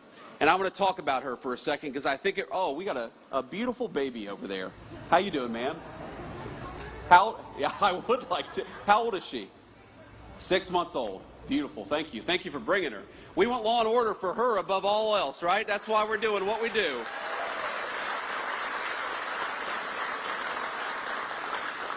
But we all know a couple weeks ago, and it's one of these things that got bumped out of the news because of the political assassination of Charlie Kirk. And so let me talk just a bit about that. You all know Charlie. He was a great guy. He was a great husband, a great father. He believed in two things, I think, above all else. Number one, the second most important, is he believed in political debate in the United States of America, that we ought to talk about our disagreements and not attack one another over our disagreements. And he gave his life dying for that principle. And the second thing he believed, and it was the most important, is that he wanted to be a Christian evangelist. He wanted to bring the gospel everywhere, and he saw connecting with people and debating politics as an opportunity to talk about his faith. And I think it's important to honor him by recognizing that this is a kid, and he died at 31 years old. This is a kid who every single day, he would go to these college campuses, he would talk for 3 hours with anybody about whatever they wanted to talk about, and he believed in the civic virtue of open debate. He gave his life to protect that civic virtue, and he gave his life serving that civic virtue at the highest level. He was a great guy, and his loss was the nation's loss. And Erica, we love you. Erica's his beautiful widow. And I think you all will join me in saying that what happened to Charlie was disgusting, it was unacceptable, and it is the most anti-American act of violence that we've seen in the last couple of weeks in this country. It was a disgrace.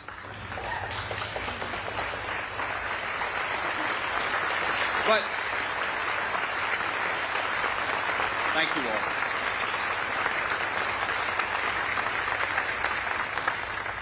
I appreciate that, and the thing is, it actually bumped out of the news this terrible story in Charlotte. And here's the basic summary, as far as I can recall it, is you have a violent criminal who has been arrested 14 times, often for very violent offenses, who gets on a bus with an innocent young girl, 22 years old, and slits her throat, and she dies. She died because she was coming home from work. She worked at a pizzeria. She came from a beautiful family. She had a young boyfriend. She had her entire life ahead of her. And she was actually a refugee from Ukraine. So she came from a war-torn country. She sought shelter in the United States of America, and because of soft-on-crime policies, she was murdered here, not in the war-torn country she came from. Isn't that a disgrace? And isn't that an insult to the incredible law enforcement officers who arrested this person 14 times? They did everything that they could to keep this thug off the streets, and it was the political leadership that failed, and we got to be honest about that. I saw former Governor Cooper say, and this is Michael Whatley's opponent, former Governor Cooper said just a couple of days after the attack that we have got to do more when it comes to law enforcement to keep people like this off the streets. And my response was, Governor, he was arrested 14 times. Law enforcement did their job. It's time for you to do your job.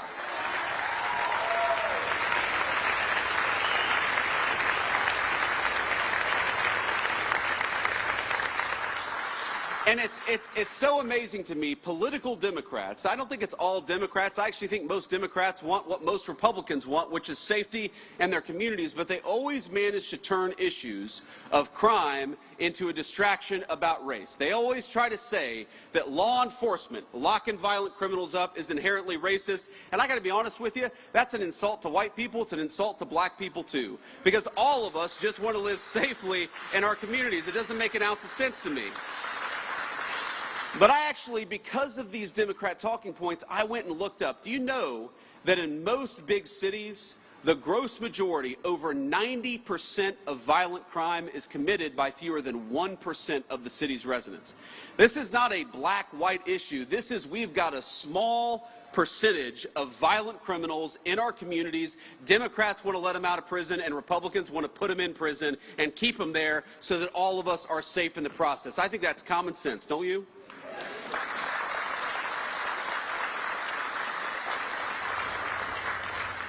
So I also got to talk a little bit about another law and order problem. I said Charlie Kirk's assassination was the most political and disgusting violence that we've had in this country in the last couple of weeks, and that was true maybe until this morning, because I don't know if you all have followed the news, and we're still learning a little bit about it, but what we know is that in Dallas, Texas, an ICE facility, an Immigrations and Customs Enforcement facility, was opened fire upon by a violent left-wing extremist, a person who wrote anti-ICE messaging on their bullets, and there's some evidence that we have that's not yet public, but we know this person was politically motivated. They were politically motivated to go after law enforcement. They were politically motivated to go after people who are enforcing our border. And I think that is the most disgusting thing.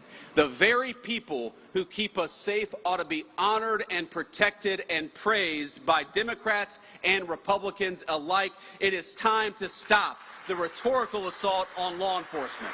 Because here's what happens.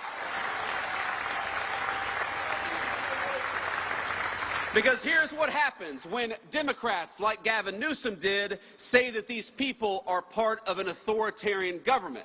when the left-wing media lies about what they're doing, when they lie about who they're arresting, when they lie about the actual job of law enforcement, what they're doing is encouraging crazy people to go and commit violence. You don't have to agree with my immigration policies. You don't have to agree with Donald Trump's immigration policies. But if your political rhetoric encourages violence against our law enforcement, you can go straight to hell, and you have no place in the political conversation of the United States of America.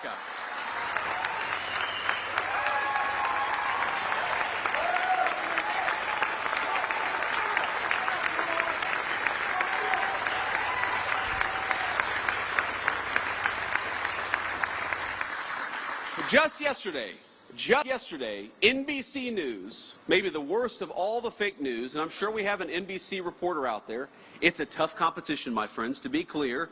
But maybe the worst, I said maybe the worst, is NBC News. And they said that immigration enforcement, you know what they said? That immigration enforcement had detained a 5-year-old autistic girl in order to get to that girl's father. Turned out that story was a complete fabrication. It was a complete dishonest lie.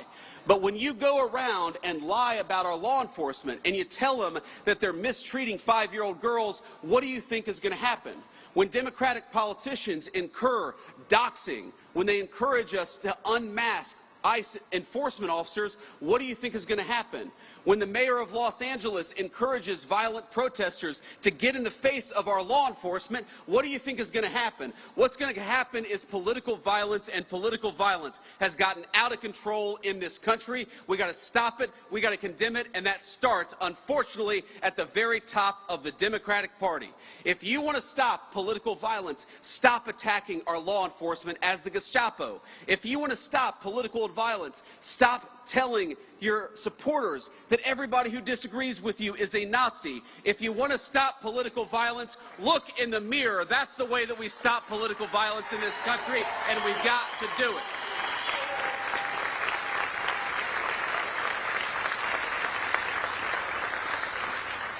And while we're all mourning and rooting for and praying for everybody who was injured at that ICE facility, and as far as we know, it looks like some of the detainees, in other words, some of the potential illegal aliens, were some of those who were affected. Look, just because we don't support illegal aliens, we don't want them to be executed by violent assassins engaged in political violence either. So we're praying both for our ICE agents, but also for everybody who's affected by this terrible attack. But that was an ICE facility. And as these guys behind me know, and a few of our police officers know, police officers writ large face too many threats of violence all across the United States of America. And we know where it started. We all remember the summer of 2020 when all of these violent protesters were encouraged to treat police as the enemy instead of as the solution. You'd take 1,000 police officers, you'd find one person who didn't do something perfect and use that one guy to tarnish the other 999 police officers. Well, I would like everybody, whether a Democrat, a Republican, or an independent, especially those in political leadership, can we all just agree that our police officers are heroes, that they are public servants, and that the first and most important step of keeping all of us safe is to keep our police officers safe, because they are the thin blue line between civilization and chaos. Thank you all.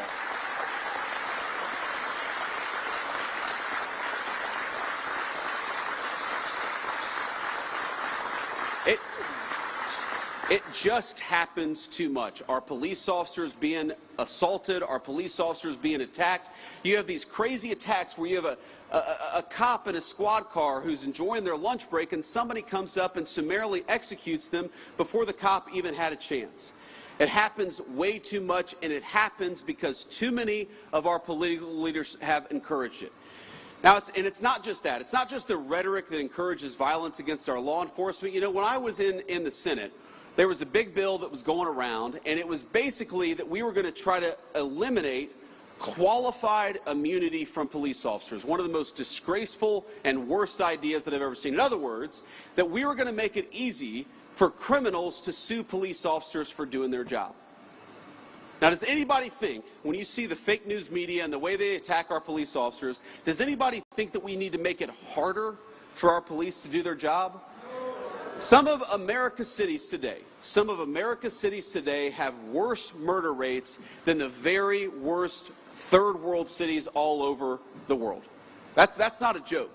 You go to Port-au-Prince, Haiti, or you go to some of the poorest countries all over the world, even those countries have a better murder rate than Washington, D.C. or some of the major American cities. Some of them have better murder rates than Charlotte, North Carolina. That's a disgrace.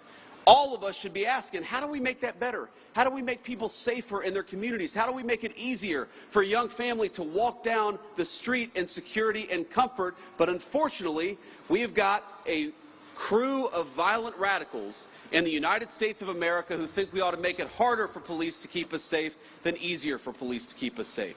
So here's one thing I'd like to do. I'd like every single Democrat starting today, and every Republican too, while we're at it, to say that we are going to defeat these efforts to strip immunity from our police officers. We're going to make it easier for them to do their job, not harder for them to do their job. Let's fight for it every single day.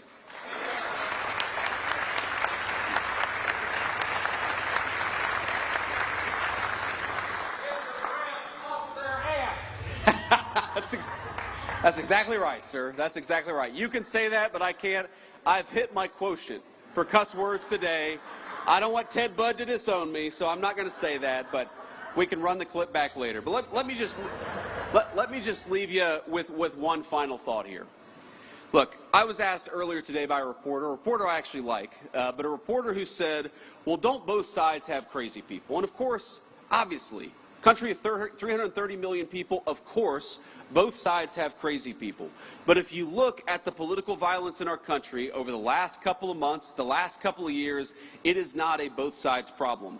It is primarily on one side of the political aisle. So, if we are going to truly go after the political violence in this country, we need the Democratic leadership of Washington, D.C. to look in the mirror. We need them to renounce all political violence. When a poor kid like Charlie Kirk is gunned down in cold blood, we need them to start with condemning the violence instead of condemning something that Charlie Kirk said that they disagreed with. When you have an entire network of left-wing organizations that encourage, that promote, and that apologize for violence, you know what you're going to get out of it?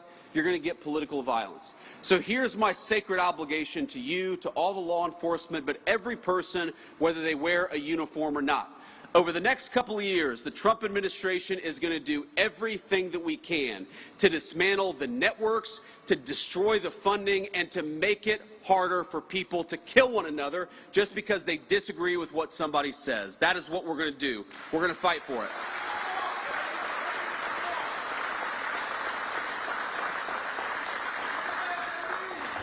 Let me just leave you with this one final thought. Now, most of the time when I go around to events like this, I'm talking about our big, beautiful bill, our working families tax cuts. And I want to leave us just with a reflection on that, because while we're talking about law and order today and we're honoring the police, one of the ways in which we rebuild the American dream is by allowing you to keep more of your hard-earned money.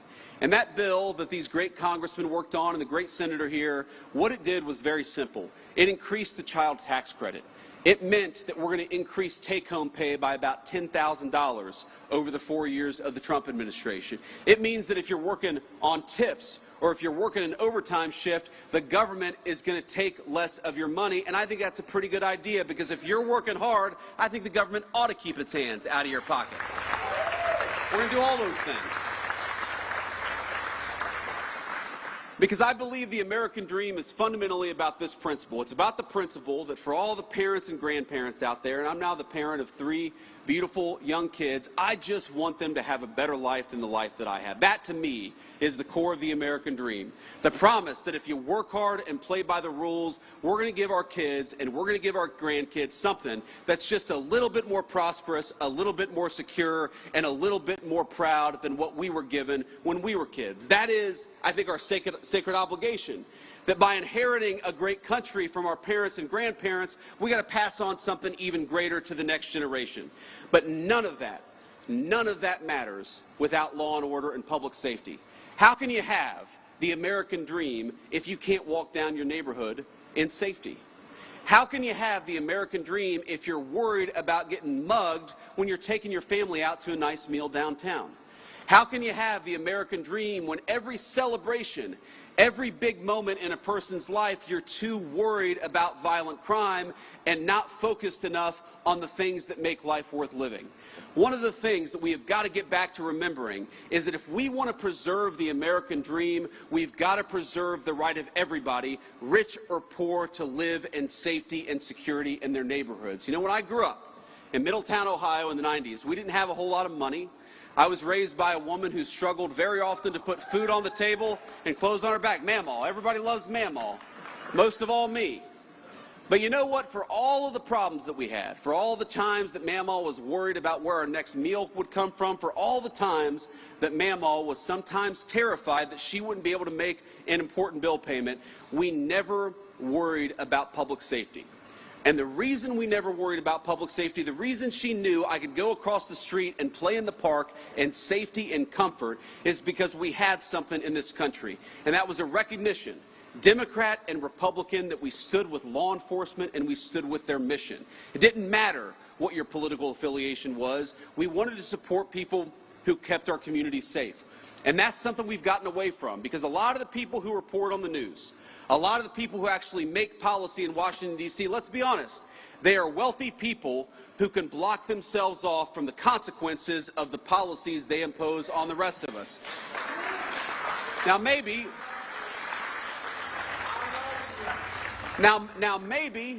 they've never had to call a police officer because they can call a private security guard. Maybe they've never had their home broken into because they live behind a gated community. Maybe they don't have to worry about walking down the streets of a city safely because they've got a driver in a big fancy car who can take them from point A to point B, but that is not true of the gross majority of our citizens. So I want to tell you, when I talk about protecting the American dream, when President Trump talks about fighting for the American dream, at the very top of that list is fighting for your ability, whether you're rich or poor, to be safe in the home that you love. It is our sacred obligation. It's their sacred obligation, and we're going to work for it every single day. God bless you. Thank you for having me.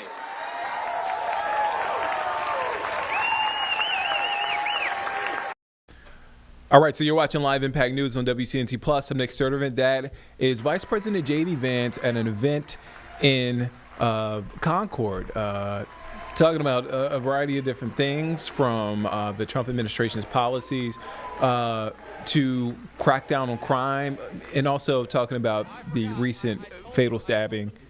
Okay, let's go back to him. Real news back there. I told him I'd take a few questions. So I'm not getting out of here just yet. We'll take a few questions from the reporters. I would prefer to start with some of the local North Carolina folks, and then we can take some national questions after that. Do we have a microphone back there? Hey, Vice President. I can't see you. Over here. Yes, Mr. sir. Vice President, thank you for taking questions from us, and thank you for visiting Concord. You referenced the awful death of Irina Zarutska.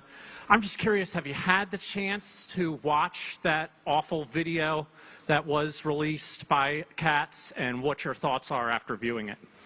Well, yeah, you know, I've honestly seen a lot of gruesome footage, some involving my friends over the last couple of weeks. But the footage of Irina getting stabbed to death is very hard to watch. And I have not seen the whole video from start to finish.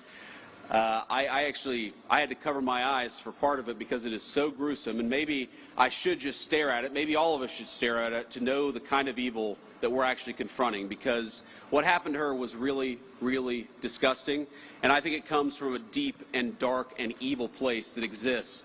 Thankfully, in a very few number of people, but those people we ought to lock up in prison so they can't get anybody else.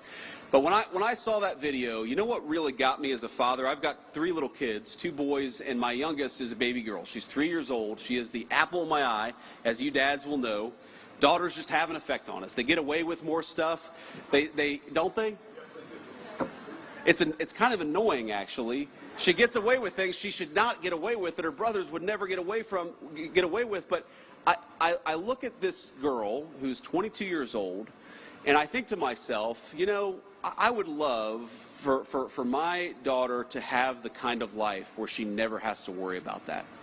And there's this moment where she looks up at her attacker and she covers her mouth, and you realize what's going through her head. She knows that something very terrible has happened to her, and I hope that she didn't realize it for too long, because that is unimaginable suffering.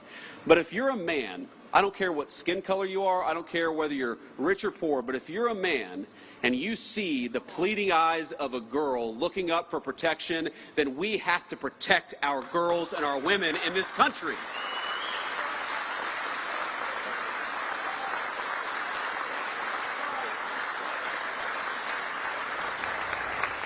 And that was my reaction to it. That was my thought when I watched it. Now, young man, this is a very earnest young man.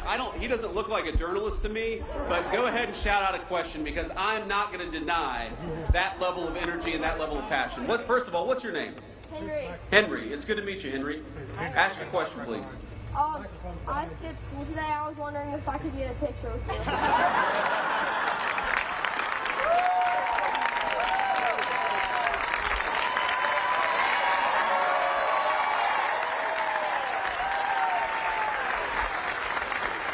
Henry said, I skipped school. Can I have a picture with you? Well, I guess you got to have some excuse to skip school, so I might as well get a photo with Henry.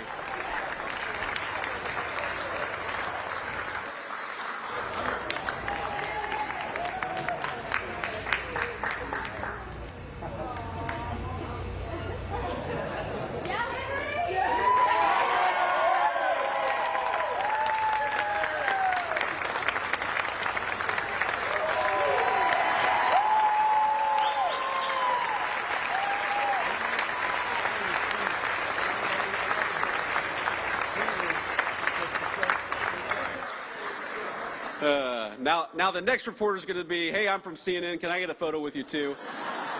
I wish that I got questions that easy. I'm not holding out hope. Sir. Can we get you a microphone? I can't hear you, sir. Gotcha. I'm Jordan Green with Raw Story. President Trump and other speakers here have blamed former Governor Cooper and the mayor of Charlotte for Irina Zarutska's death.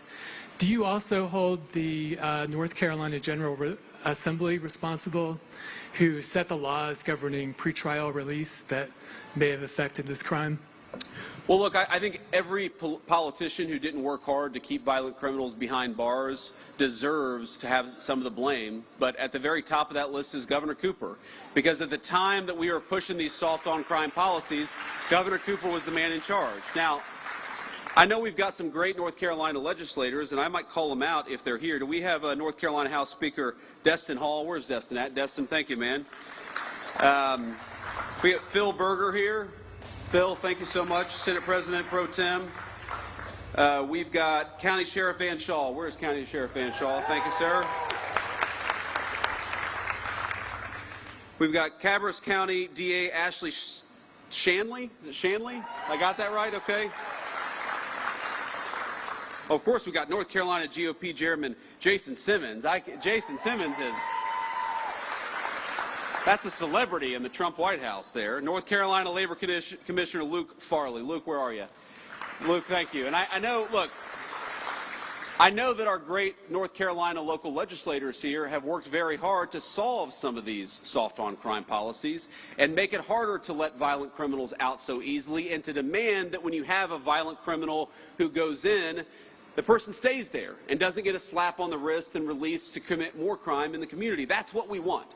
We don't want a criminal justice system that goes after innocent people. We also don't want a criminal justice system that lets obviously violent felons out of prison without any real consequences. It's just very simple. And again, I go back to the statistic where we have got such a small number of people who commit so much of the violent crime. If we just locked them up, and I mean, look, I believe in repentance and I believe in forgiveness, but I believe that forgiveness often only comes on the other side of real punishment and real regret, which is why we got to lock some of these guys up in the first place. So yeah, I blame the political leadership, and I can't get over a governor who pursued soft-on-crime policies, Roy Cooper, who pursued soft-on-crime policies, who let violent criminals out of prison, and then after Irina was murdered, to have the audacity to blame our law enforcement. Law enforcement arrested this guy 14 times. They did their job. It's time for the politicians to do their job, too. Next question. Vice President Vance, thank you so much for taking questions. I'm Casey Jones from WCCB Charlotte. When it comes to cracking down on crime in cities like DC, Memphis, Chicago, sending the National Guard, what specific metrics does the administration use to decide where those resources go? And can we expect that kind of response here in Charlotte anytime soon? Well, look, if the mayor of Charlotte and the governor of North Carolina asked for our help, we would absolutely send it because we believe in helping people regardless of whether they're Democrats or Republicans. We would love to have the mayor of Charlotte reach out for our help. And that's, you asked what the metrics are. That's one of the most important metrics. We want to go where we can have a real partnership between local law enforcement and the federal officials so that we can root out the crime. And that goes to the second metric. What is the most important thing? You can tell how many people are being murdered in a community. You can tell how many carjackings there are. You can tell how many armed robberies there are. There's way too much violent crime happening in our country. And when we look at an American community, again, we don't care about their politics. When we look at an American community where people are suffering because of violent crime, our response is we want to help, just let us. And I'd encourage everybody to talk to your local officials. I know we're a little far away from Charlotte, but to talk to your local officials and encourage them to ask for the help of the Trump administration. We are willing to provide it. We want fewer people to be affected by violent crime, but these guys have actually got to play a partnership role with us. And unfortunately, way too many of them. Some of these people, it's crazy. They are ruling over cities that have violent crime rates that are worse than Mogadishu. And they say, no, no, no, we don't want Donald Trump to come in. Well, excuse me, if you don't need the federal help, then why is your murder rate so terrible in the first place? You do need the help, you just need to admit it. Thank you, Casey. Next question. Vice President, Michael Warwick, I'm with WBTV. Welcome to Race and Country, first of all. Irina's law was just passed by Republican lawmakers. It's now on Governor Stein's desk. It addresses cashless bail. It would allow magistrates to involuntarily commit people who they believe to be sick. However, opponents of that bill don't think it goes far enough for the mental health side of things. It also opens the door to the death penalty, which I know some opponents are against. Why would you encourage the governor, politics aside, to sign that bill? Well, because I want to keep violent criminals off the street, and I want Americans to be safer. And this bill does it. Irina's law does it. Congratulations to the Senate President and House Speaker for getting it over the finish line. The governor's got to sign it.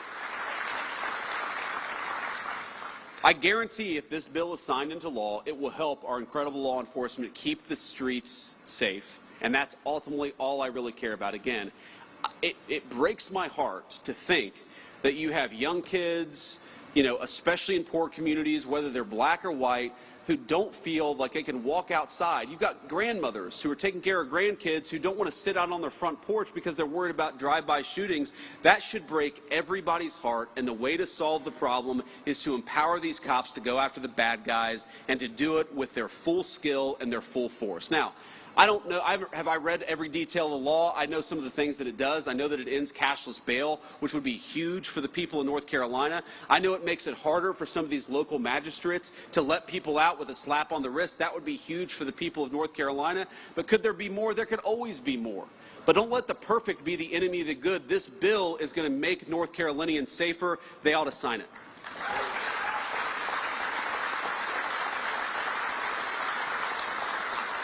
Hi, Mr. Vice President. It's Kit Maher representing the White House TV pool today. I just have two national questions for you, if you'll allow it. Go ahead. Number one, on Ukraine, President Trump said that Ukraine can fight and win back its territory. Could you explain the shifting stance there from stopping the bloodshed immediately, ending the war, and now saying that Ukraine should fight?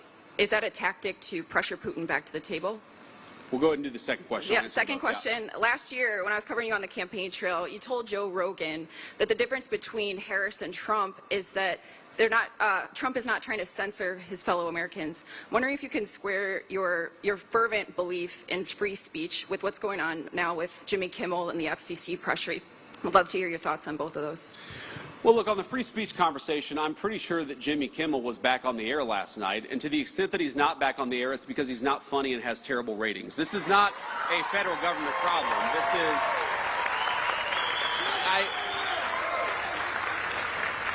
And kid, look, I want to answer your question in good faith. What people will say is, well, you know, didn't the FCC commissioner put a tweet out that said something bad?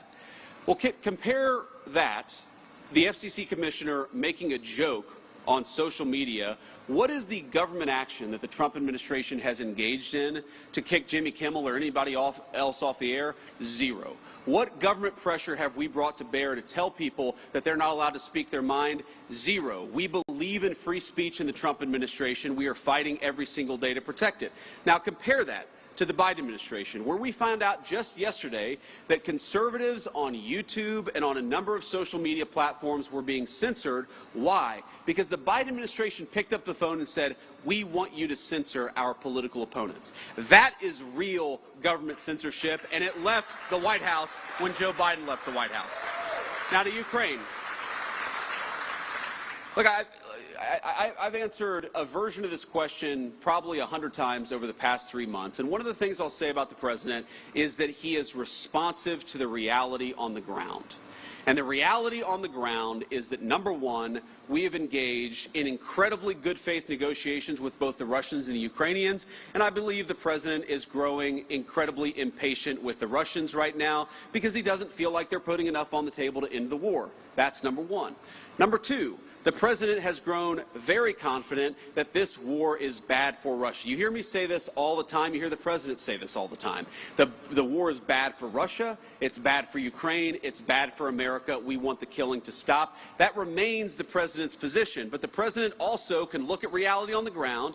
He sees the economic numbers that are coming out of Eastern Europe. He sees the number of dead people, both Russians and Ukrainians, that are happening in that war. And the president is telling Vladimir Putin it is time to stop the killing. He would say that to Zelensky. In fact, has said that to Zelensky. He wants this war to end, and he's doing everything that he can to stop it. But look, if the Russians refuse to negotiate in good faith, I think it's going to be very, very bad for their country. That's what the president made clear. It's not a shift in position. It's an acknowledgement of the reality on the ground. We're going to keep on fighting for peace every single day in the Trump administration. I'll do one more question here. Another question. Sir. I want to take it from you. Good afternoon, Mr. Vice President. Monica Casey, WRAL out of Raleigh. We are coming up on the one-year anniversary of Hurricane Helene's devastation. Sure. What is the administration doing to speed up the distribution of federal aid for that disaster? Yeah, so just in the last week, the Secretary of Homeland Security put another, I believe, $64 million into the disaster relief effort. We inherited, I'm going to be honest with you, a FEMA that was mired in bureaucracy and red tape.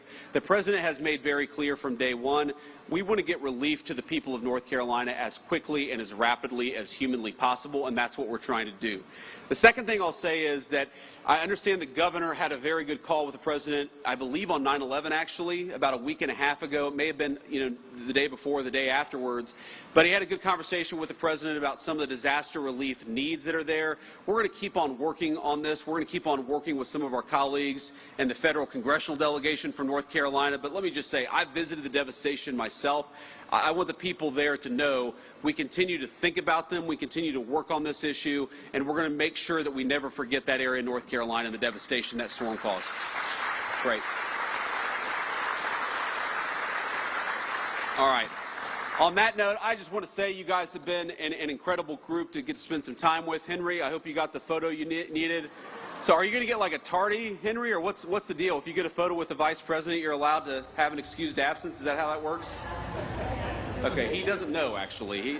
Henry is not as confident in that question as I would have hoped, but it's great to meet you, my friend. It's great to be with all of you. Just remember, we've got a very, very important job, and each and every single one of us has a role to play. To our law enforcement, thank you for the job that you do. We're going to keep on fighting for you in the Trump administration. We're going to keep on fighting for safety and security all across the state of North Carolina. God bless you. Thank you for having me. All right, so you're watching Live Impact News on WCNC Plus. I'm Nick Servant. That is Vice President J.D. Vance. He's at Concord Pageant Regional Airport, obviously in Concord, addressing the crowd there. You see supporters, also law enforcement on the side, CMPD, also I believe Concord Police there as well. He hit on things regarding the National Guard, arenas law, also the recovery in Western North Carolina. So he is walking off the stage right now, just wrapped up answering questions from reporters and journalists following about a 20 to 30 minute speech there. Again, that has just wrapped up. All right, so we want to take a quick break. We'll be back here in 2 minutes here on Live Impact News on WCNC Plus.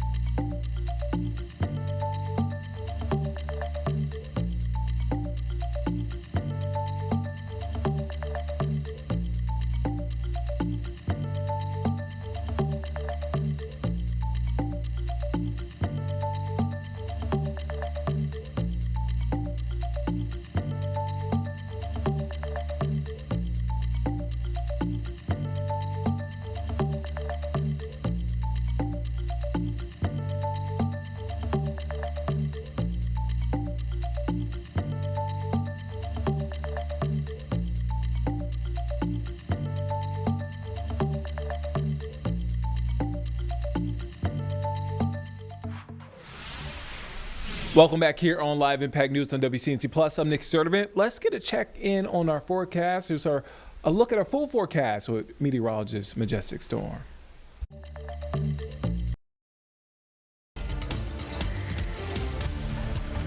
Well, good Wednesday afternoon to you. I'm WCNC meteorologist Majestic Storm, and let me tell you, today is going to be nice. We have plenty of sunshine out there, but it's not just the sunshine we're looking at. We are looking at a very hot and muggy day today. Today's actually going to be the hottest day in our 7-day forecast, with a return of upper 80s and low 90-degree temperatures. Now, after today, we do have some changes as we're heading towards the later half of our work week and into the weekend. It'll be much cooler with highs only topping off into the 70s.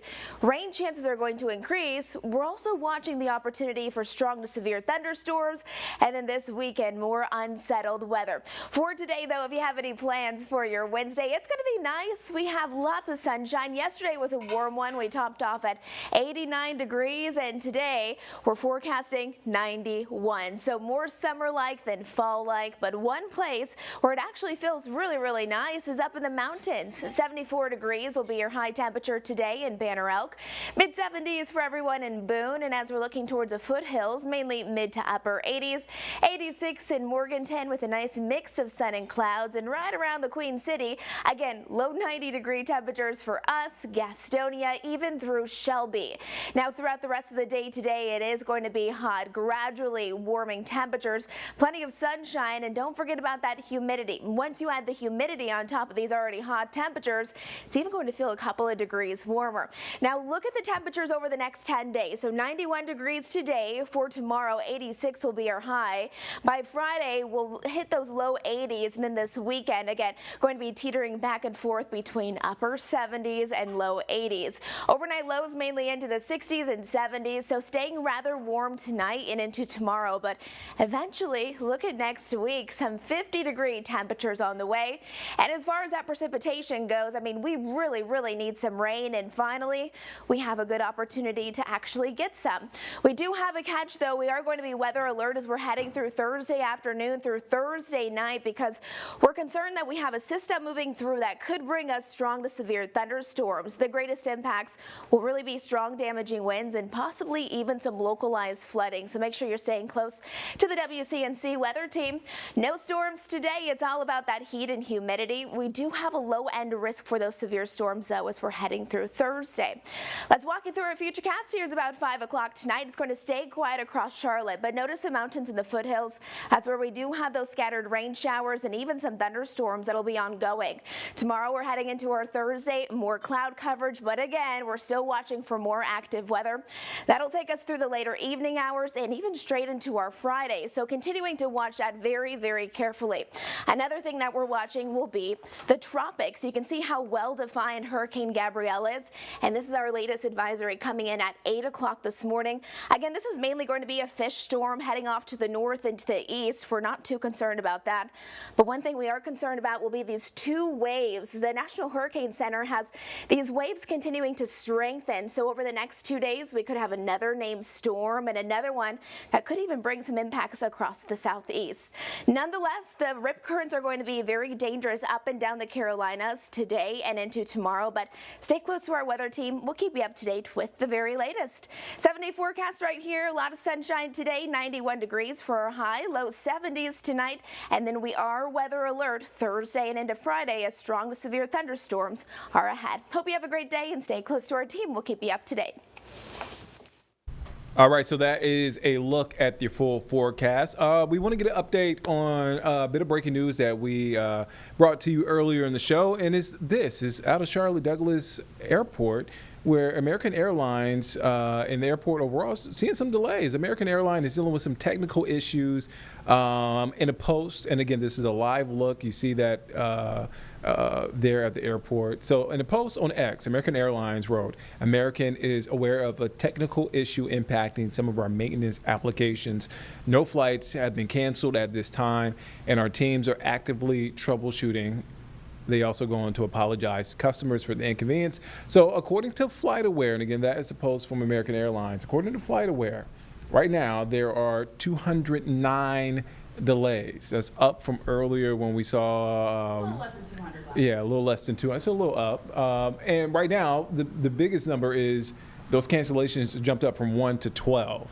So right now there are 12 cancellations. So you see that appears to have some impact on things there and operations there at the airport. So if you're at home, about to head to the airport, or you're there at the airport and you're just wondering what's happening, just make sure you give yourself enough time and navigate things accordingly. So we will continue to keep an eye on this breaking news out of Charlotte Douglas as they deal with hundreds of delays. More, I should clarify that, more than 200 delays and a dozen cancellations due to a tech issue going on with American Airlines. All right, where do we want to go to next, James? I think we have a shot up. Yeah, we're going to take a break in a moment, Nick, but we're just also letting our viewers know we're continuing to watch the investigation out of Dallas, Texas. These are aerials from our content partner there. These may be at the suspect's home or the suspect's parents' home following the shooting at the ICE detention facility this morning. We know the helicopters have been making their rounds there around the Texas area. And we do know 3 people, according to the NBC News, 3 people were shot at an ICE facility in Dallas this morning. That's according to an ICE spokesperson. So again, that is a look there. We have another shot. We have another shot. JD Vance. Oh, that was JD. There he is. JD Vance just entering Air Force 2. That was a quick shot of him entering Very quick. Air Force 2. We had a speech here at the event at the airport there in Concord. This is an overhead view there. We in moments we'll see Air Force 2 take off. So yeah, we will continue to keep an eye on. We have a lot of things happening. A lot of things happening. You get to hand the baton off. Yes, and we're going to hand the baton off where Colin Mayfield is going to take over at 3 o'clock. We're also going to hear from Nate Morabito, his investigation on the fallout of a benefit concert for folks in Western North Carolina. So again, that's a live look there in Concord, as in just moments we are expected to see Air Force 2 take off. That is the media, the White House. The pool feed is literally walking onto the plane. It's a cool shot. I don't think we normally get this shot. I've not seen this before. So we have the shot, so we might as well show it to you. So again, they're boarding Air Force 2. It's inside of Air Force 2. Do we want to take a quick break? Let's take a break, Okay. and we'll continue to watch our Skycam 2 for the departure of Air Force 2. We'll be back here on Live Impact News on WCNC Plus.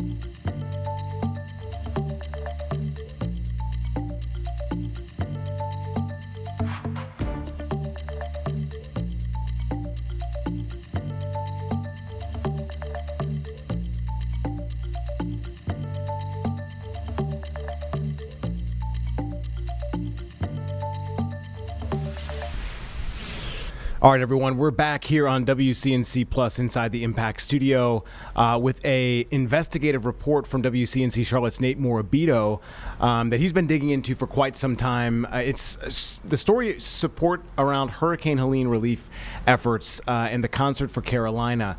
And I guess the first question I have to ask, because it just baffles me sometimes how you hear about these stories first, Nate, who brought this to you? Because this was a huge thing. It wasn't just Eric Church. There were a number of big name artists that were a part of this, and it was all about raising money for the survivors and those impacted from Helene, right? Yeah, it was Luke Combs, Eric Church, they co-headlined it. And, you know, our team here has kind of been keeping tabs on what his goal was from the beginning after this concert. You might have remembered, like, early on, he was saying, Eric Church I'm talking about, 100 days, 100 homes, right? Ambitious, right? Well-meaning.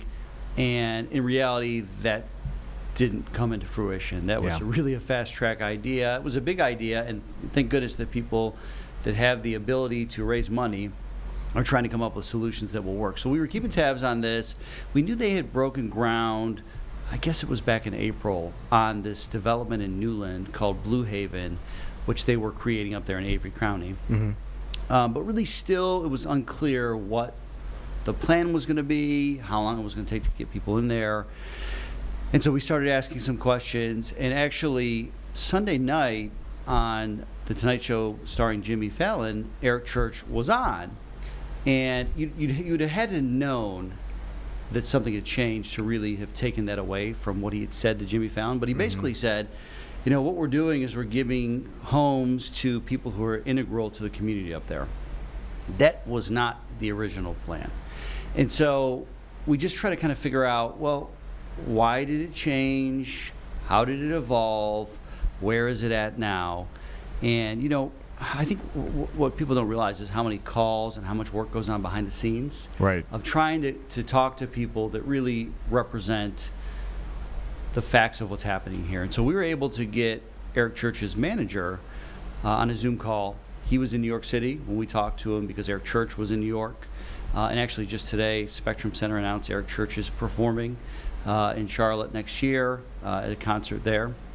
And so we were able to interview John Peets, who basically gave us an idea of why this changed, what it is now, and if it's any less successful because of where it's at. And I'll go into all the details in a minute, but take a listen to what John Peets told us. And so we entered in this space. The last thing we wanted to do was be stepping on top of a Habitat for Humanity or what Amy Wellness is doing down there. You know, just the variety of partners and people that come together on something like that. You want to find your spot and see if you can be add some things to the higher good, you know, rather than pile on top of. So I think there was a lot of learning in there. What is everyone else doing? Where are they? Where are their gifts and specialities?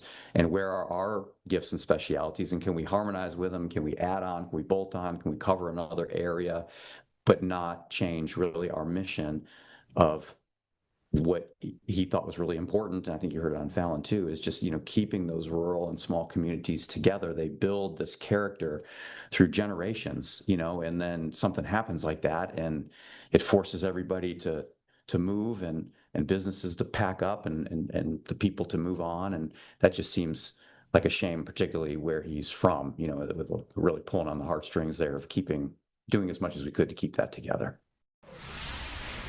So Church, of course, native of Western North Carolina. You remember after Hurricane Katrina, people started leaving New Orleans, and he really didn't want to see that happen there. So we were able to learn that the information that I initially received was that most of the homes were not going to go to Hurricane Helene victims in Avery County. And so you immediately go, well, what's that about, right? Like, that seems odd. And if you were to go back to the Concert for Carolina, like the big poster for it, I don't know if you can even pull it up, Jeb, the website still says it, but all proceeds will go to hurricane relief. That's what it said, right? And so we were able to find out that 9 displaced people in Avery County were going to get homes in this new development. The first 2 are going to be finished this week. The rest for those 9 families will be done by Thanksgiving. There's the Oh, you see it right there. Okay, yeah, you can see it in like the fine print. It's not really that fine, but from our eyesight, maybe. All proceeds to support Hurricane Helene relief efforts in the Carolina region. Yep. Right. So that was the goal, and that was kind of the impetus for people that went to the concert. That is what they were told, how the money would be spent. And so we know 9 families are going to be housed there that were displaced. The rest of the families are now going to be what Eric Church's charity, Chief Cares, is calling pillars of the community. These are people who have lived or worked in Avery County for a long time. They are helping develop the character of that community, and they plan on being there for a while.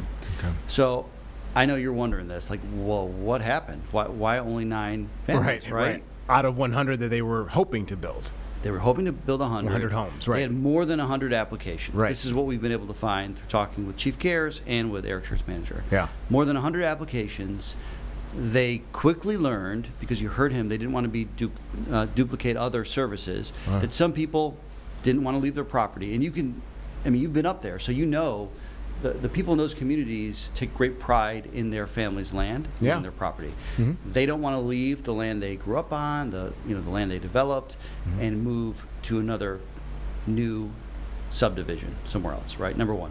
Number two, many of them didn't want to go through the background check process. Okay. That was just standard. They wanted to make sure that anyone that lived in this community, everyone was assured they're good neighbors. Fairly standard if you're going to rent or buy a home anyways. Right. And then some eventually found alternate housing solutions. So it's tricky because I don't want to say that there wasn't a need because we don't really know that. But for what they were building and from their best efforts, from what we can tell, they were only able to find 9 people that would make sense to move into this community. Interesting. They had 22 viable candidates, is what they told us. But what they ended up doing is, for the 13 that really didn't want to move into this neighborhood, they took care of them, financially or otherwise, to make sure they were taken care of. But now they have all these other homes that they need to place people in. And they want to make sure that people stay in Avery County. And I asked the question, well, what about the people that went to the concert? This wasn't really what they were told them when they would go toward. What would you say to them? And essentially the response is, our goal from the start was to keep families in Western North Carolina. This will do that. We're trying to find the right lane for us and to continue doing the work. And he plans on building something like 200 homes in all. Yeah. Mitchell and Yancey counties too, and giving them away to mostly pillars in the community. And remember, Eric Church was named Time 100's philanthropy issue because of a lot of the work he did here. Right. We should also point out, The Darkest Hour, his single, he donated all proceeds from that to Hurricane Helene relief. And so I don't know that there's anything nefarious here at all, right? This is just a situation where best of intentions, big idea, you realize that it evolves into something else based on what the need might be or based on the fact that they had already started moving forward with this project. Well, and that's how a lot of ideas happened during Helene, though. I feel like a lot of broad ideas were thrown out there, which is great to have, right? And then it has to be whittled down. And I think a lot of these area leaders have actually talked about that, right? Whether it's debris removal, whether it's thinking about your emergency management plan for the future. There are a lot of broad ideas that are first thought of, and it seems like this was a positive thing it started out to be, and it still is, yes. Right? It had to fine-tune itself and find the individuals that it really could help. And I got to ask, now altering the plans, there was $25 million raised, right? $12 million spent in this effort. Can you explain the discrepancy between that and then I'm sure the rest of that money will be going right towards expansion of those 200 homes that he wants to? Well, his share, remember, him and Luke Combs each got $12 million plus from the concert. Okay. His share completely went to this Blue Haven development. Got it. All $12 million plus another something like $7 or $9 million that he raised through other partners, and they continue to raise more and more money, by the way. Okay. A lot of organizations and corporations are donating money to this cause. So I think there's a lot of effort to kind of subsidize that initial $12 million with additional money coming in from donors from all over the country. And I think that their point is, look, this is still positive. It's not really what we set out to do. We're kind of partially doing that. But, you hate to say something that was nothing but good intent is anything but that still. And I just don't know what the people who went to the concert are going to say. That's kind of the big question. And so there's going to be this groundbreaking. It's not really groundbreaking, but it's like they're going to show these 2 houses Friday. The governor's going to be there. They're going to have a family or 2, I believe, to talk. And what I didn't want to happen when I found out about this is for there to be a press conference Friday at 4 o'clock in Newland where they announce this situation and people are like, wait a second here, that's not what they said they were going to do. I wanted to make sure the public had a chance to kind of consume it and digest it first. And then your opinion either way, your opinion is whatever your opinion is. And I'd be curious what the people that went to the concert, think of it. But I think overwhelmingly, Eric Church has been seen as nothing but being praised for his efforts to try to help his state.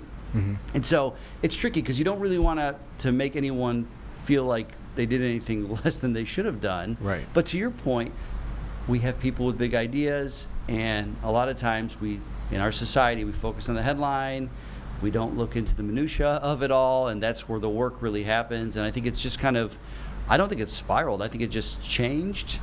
And they kind of found a lane that they felt good enough still using this money that they felt would keep people in that community. So, Right. And just to clarify, I wasn't saying that in a condescending term. I think all the ideas that were brought up, obviously, a lot of them got formulated into nonprofits and philanthropic ideas just like this. So, I think during that time, I can remember from Katrina when my family was going through it, having that spitballing type of atmosphere and environment right after a huge calamity like Hurricane Helene or Katrina. It's great to have those people who rush in and obviously can help, and then find their ways on how they want to help individuals that have been impacted. So I think that's what's going on here, and it's good to hear from them. And I'm sure at some point, Nate, concert goers will probably reach out. It would seem, right, as long as this continues on the positive side and continue to expand, it seems like people probably wouldn't have any issue with it, but you just never know. Yeah, I mean, that's the thing, and I didn't go to the concert, so I don't really know. But the people that went to the concert were treated with music for a long period of time that night. Yeah. A lot of famous acts were there. Yeah. But also under the guise that their money would go for hurricane relief. And, I think this is something that John Peets, the manager, told me. And you've been up there, I've been up there. You really have to have been up there to realize that the whole community is the victim. It's not just individual victims. There are individual victims. Right. There are people that are not with us anymore that are, of course, victims. But there's also this community that has really now taken a major step back financially, geographically, with infrastructure. So the idea is if we can pour money into this community, how can that be anything but a good thing? Absolutely. All right. Well, look for Nate's story tonight. Remind me what time? Tonight at 11. At 11 o'clock. Stay up with us. Won't be too late. But, of course, we'll have more from Helene throughout the day for you as well, including Nate's piece tonight at 11. Nate, thanks for sharing your time, man. Happy to be here. Thank you. All right. We're going to go and take a quick 2-minute break, but I promise we'll be back right on the other side.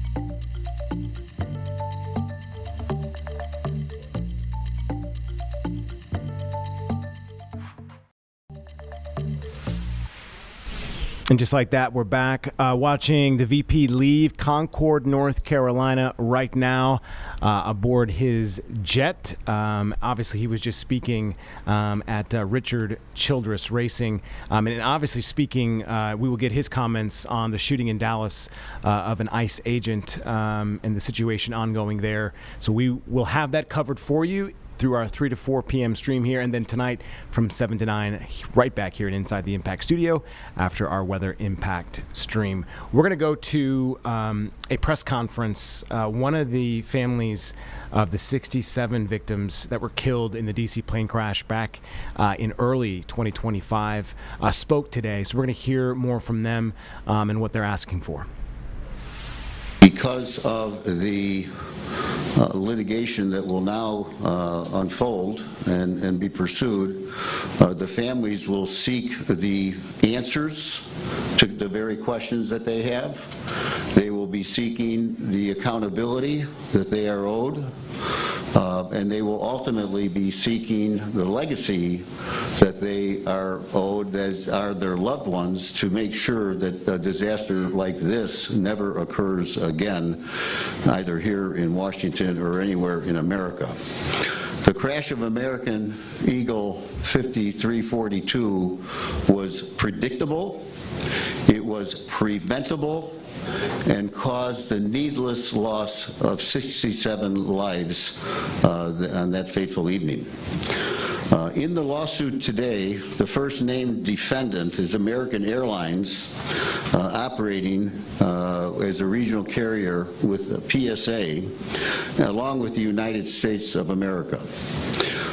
The complaint, which is on file and is now publicly available, is 110 pages long.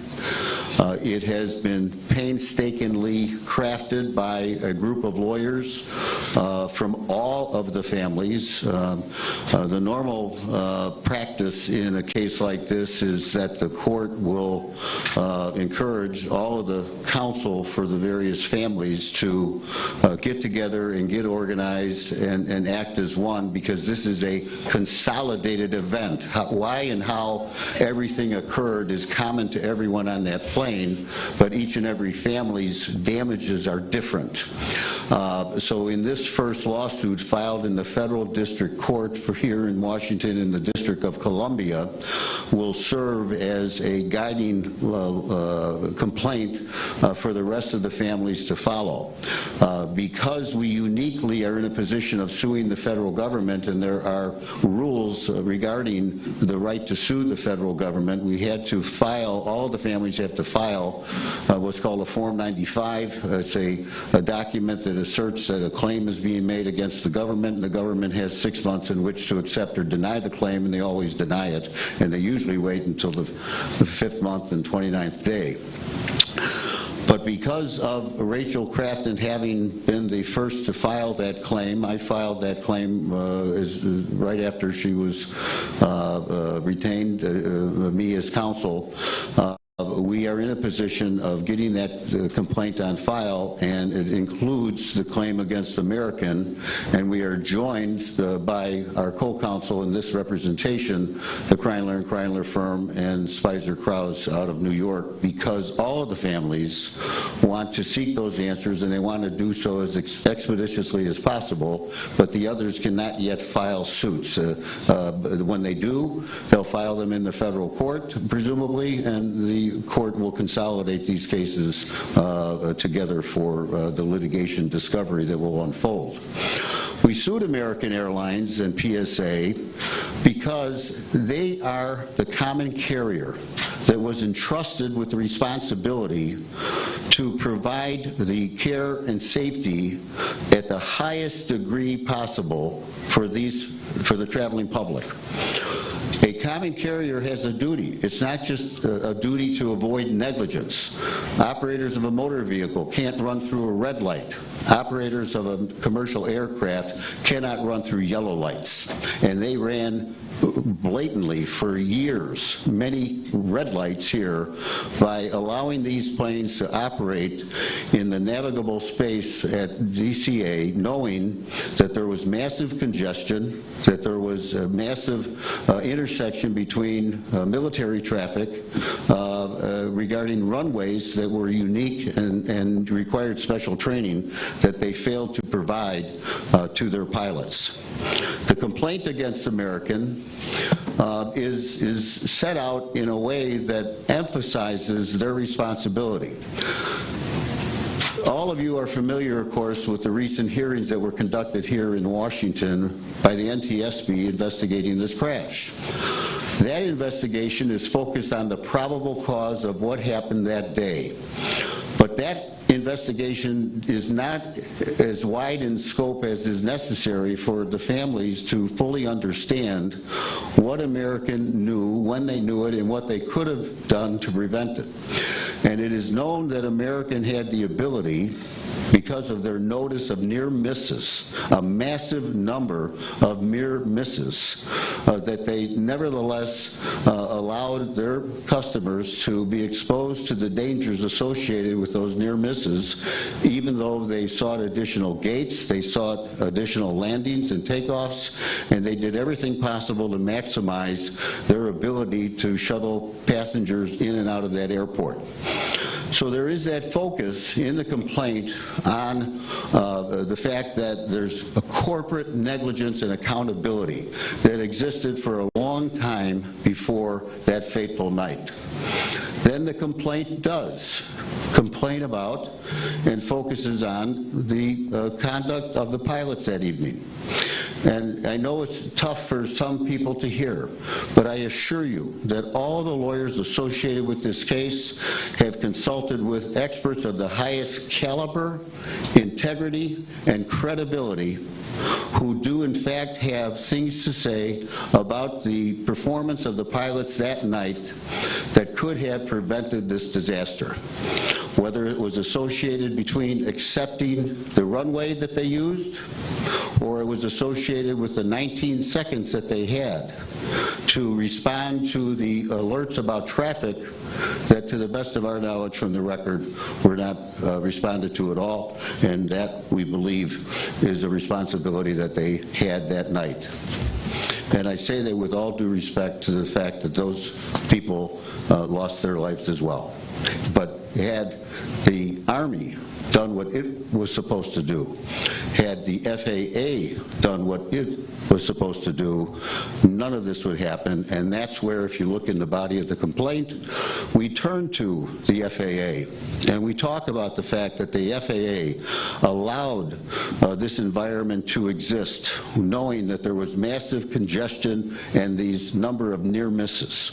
We turn to the FAA and their responsibility to properly provide air traffic control that was not fully provided and properly provided on that evening.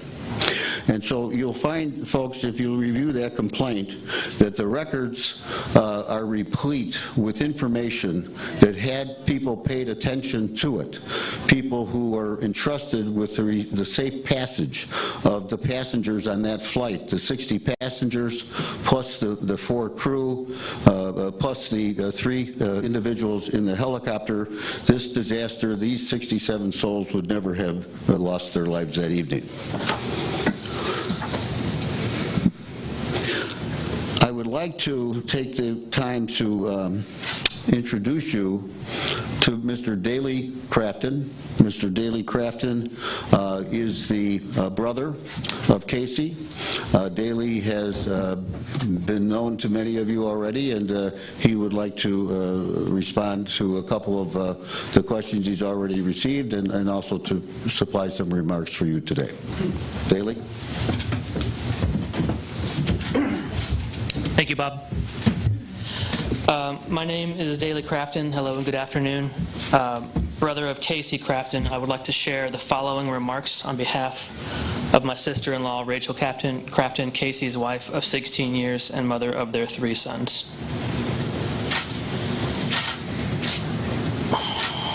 Nearly 8 months ago, our loved one, Casey Crafton, and 66 other people were killed when a U.S. Army Black Hawk helicopter collided with American Eagle Flight 5342. And nearly 8 months ago, our lives were shattered in a moment, and the grief has been unimaginable. The future we dreamed about was taken away from us. Casey was a devoted father and husband, and we built a beautiful life together. He was a loving brother, a supportive son, a committed employee, a selfless friend, and he made everyone around him feel valued and respected. The world was a better place because he was in it. Because of this avoidable tragedy, my young sons and I have to go through life without the love, support, guidance, and laughter Casey gave to us on a daily basis. I'm left to raise our sons alone, and these days, weeks, and months have been unbearable as grief weighs heavily over every moment that should have been a celebration with Casey. His entire career was in the aviation industry, first as an aviation mechanic and then as a technical service manager, and he was very dedicated to bettering himself and the systems he worked within. His honesty, attention to detail, and standard of safety was second to none. Yet because of systemic failures and reckless disregard for safety, his life, along with 66 others, was taken. Casey was betrayed by the system he trusted. We all were. As his wife, I cannot stand by and allow his life to be lost in vain. Today we are taking legal action because the accountability of American Airlines, PSA Airlines, and the Army and FAA is the only way to ensure this never happens again and no other families have to live with the pain we have to endure each day without Casey.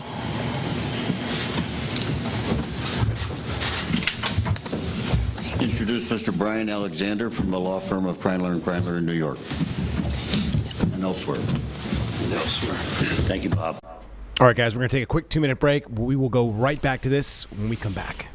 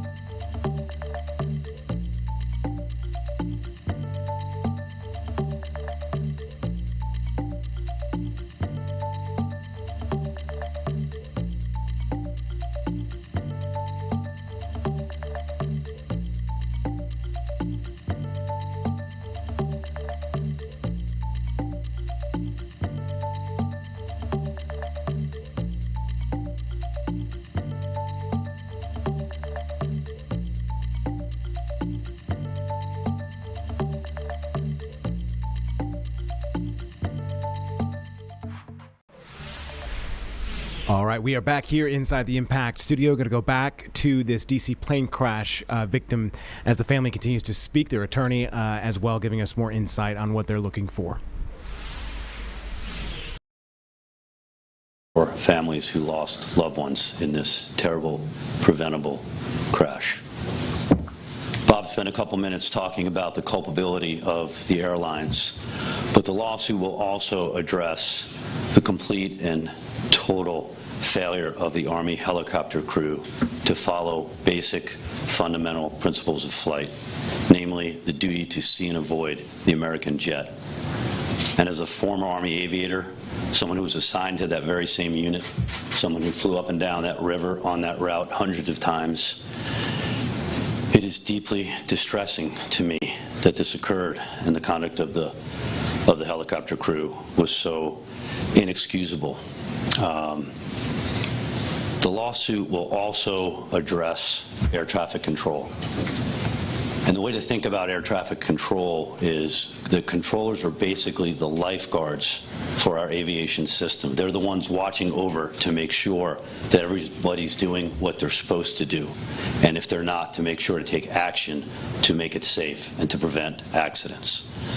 The primary duty of an air traffic controller is to separate traffic and to avoid mid-air collisions. In this particular case, they completely failed to meet that responsibility.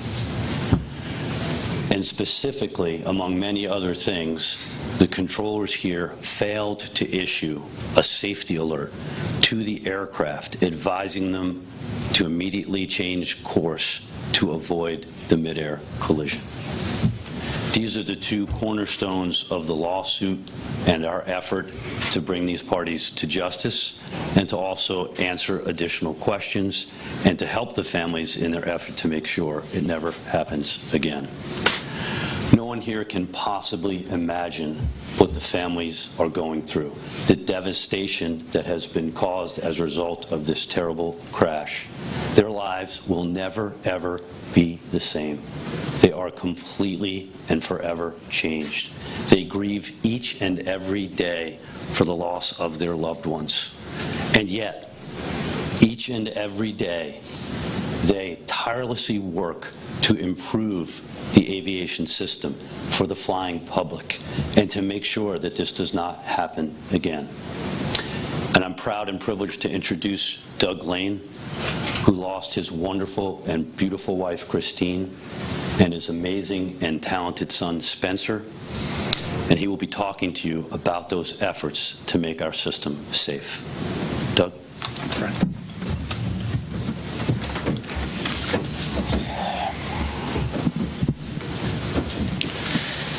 While today is about Casey Crafton and his beautiful family, I, along with a number of other family members affected by this collision, are here to deliver the message that the Crafton family are not on this journey alone. Over 120 of us that were affected by this tragedy have banded together to become something both beautiful and powerful.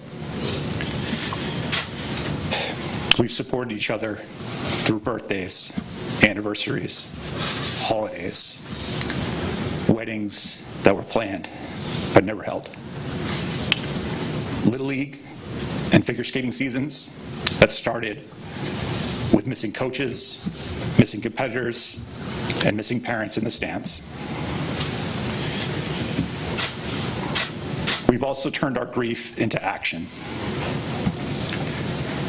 We've collaborated with Congress on critical air safety reforms.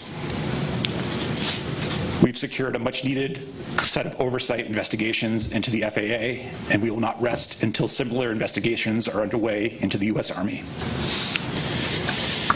And we'll bring that same level of passion and relentlessness as we seek accountability and change through the legal process. Many of us have been asked whether we dread the idea of rehashing the worst days of our lives in court. Our answer today is clear. We're ready. Nothing will help our healing process more than seeing the negligence, bureaucracy run amok, and the instances of putting corporate profits over public safety on full display. And we are here to see this process through, however long it takes, to ensure that our family members have a lasting legacy that makes the world safer for everyone who flies. Thank you.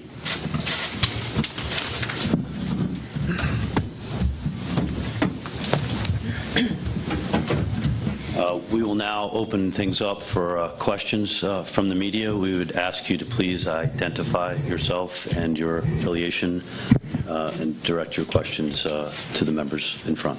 Thank you.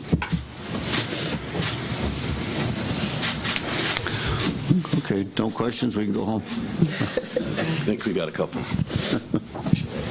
Hi, Will Geisman at the Air Current. Thanks for having us. Perhaps a question for the council, if you could give an indication of perhaps how many other families have filed complaints with the government and how many you may expect to. I realize it's a tricky question if you don't represent them directly, but just a ballpark to understand. Oh, sure. To the best of my knowledge, the majority of families have filed claim forms with the U.S. government. A claim form is not a lawsuit. Right. So a precondition to suing the government is this Form 95 claim form. That starts the clock. You cannot sue the government before them, unlike the ability to sue American. You could have sued American the day after the crash. So that's part one. Part two, when any other family now files, if they do file in the federal district court, because of the docketing statement that you must accompany with your complaint. You have to check off, is there a related case? That will get checked off. I just looked at my phone a moment ago to see if we've gotten an assignment yet. We don't yet have an assigned judge yet. We will hopefully by the end of the day, or the clerk's office tells us first thing in the morning. Once that docketing statement for a new filing does take place, routinely the clerk's office would send that lawsuit to that judge, and then as many more come in and the same process unfolds, the judge at some juncture, she will decide, he will decide whether to consolidate them into one proceeding, which would likely be the case. So for an example, I currently serve as lead counsel for all the families against Boeing in the crash of Ethiopian Airlines Flight 302 in March of 2019. All of the cases filed there, 140 cases were filed. They were consolidated ultimately before the same federal district court judge in Chicago. Thank you.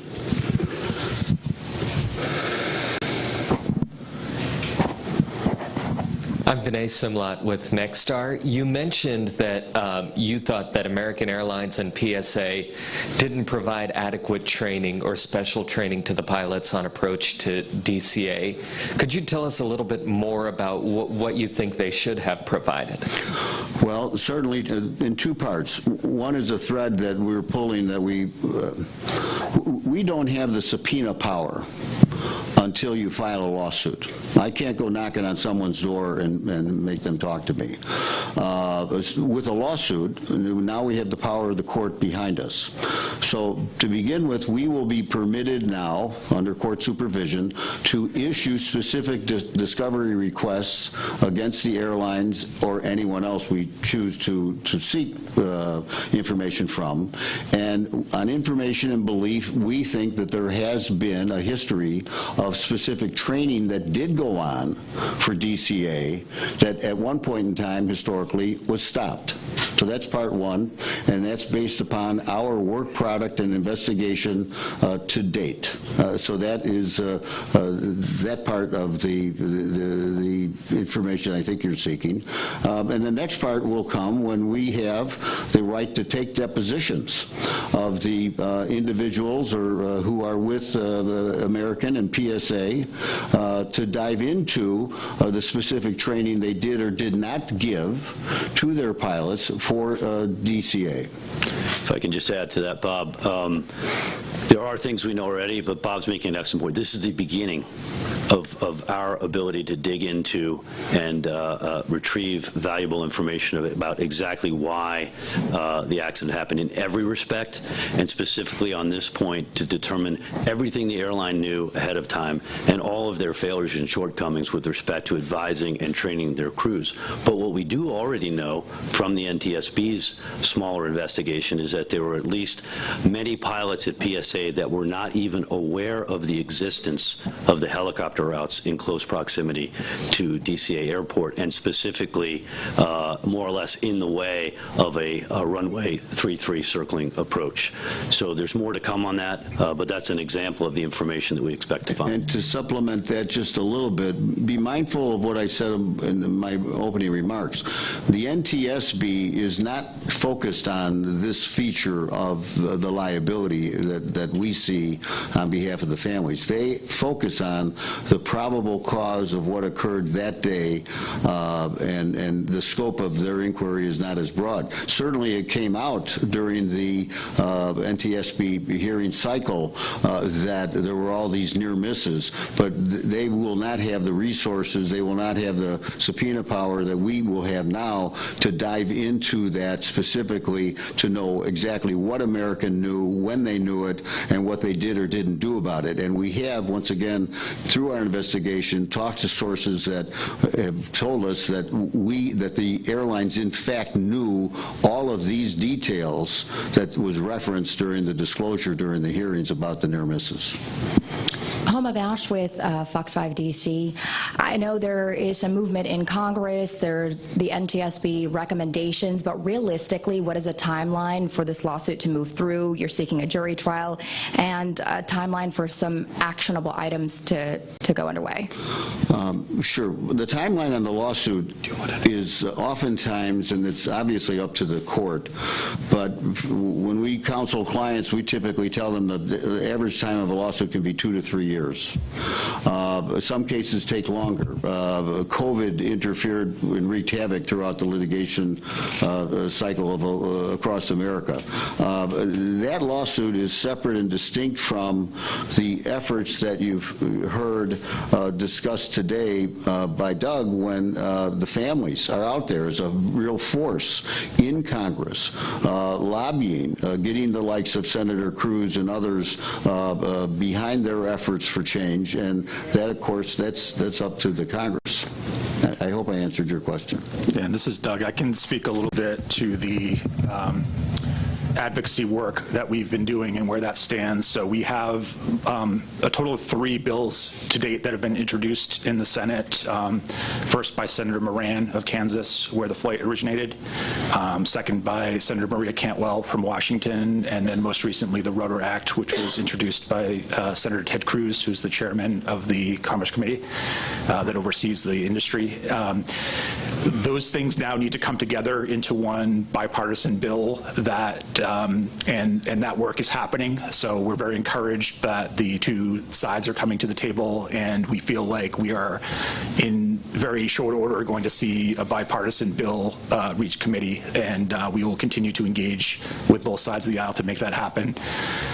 In parallel, we've also worked with some of the appropriations committees to add language to both the Transportation, Housing, and Urban Development Appropriations Bill and the National Defense Authorization Act to advance some of our priorities that way.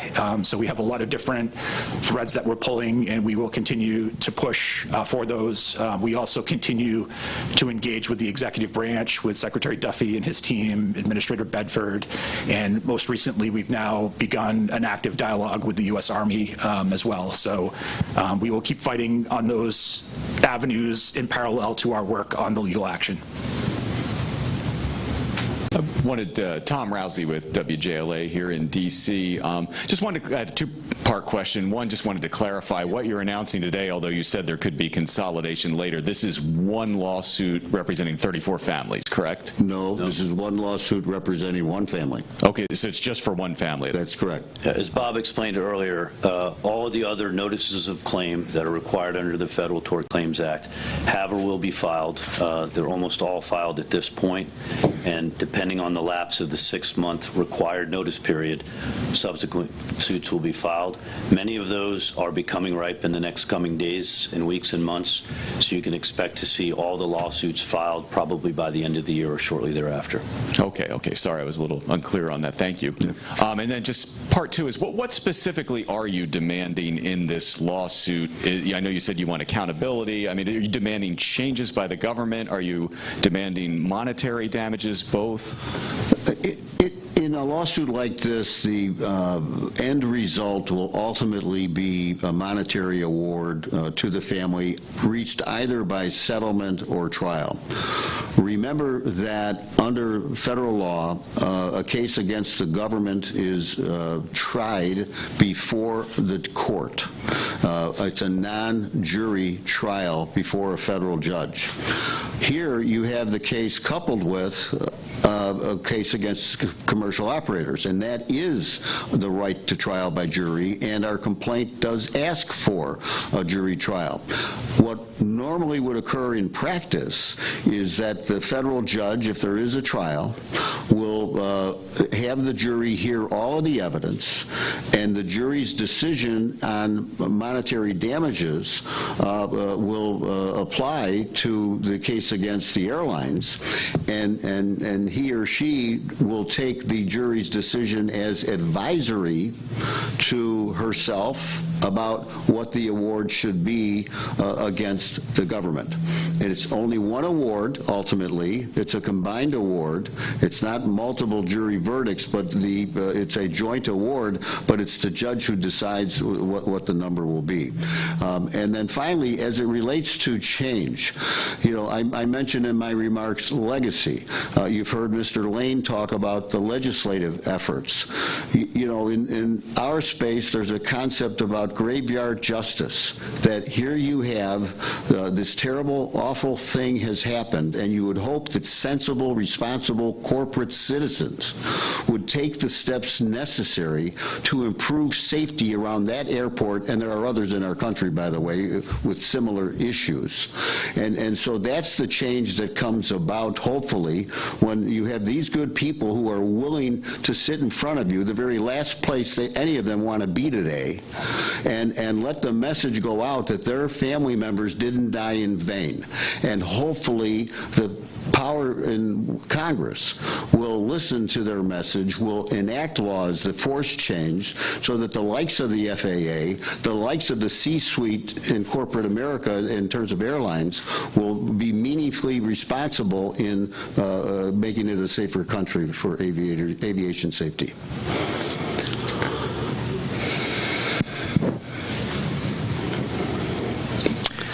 Hi, Sam Ogazalik at Politico. Thanks for taking our questions.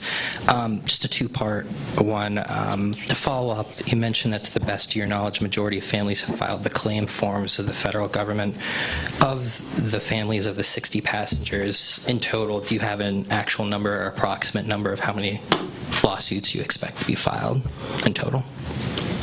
Well, the lawyers, the lawyers for all of the families, I'm pretty sure we know the identity of all the lawyers on behalf of all of the families, of all 67 families.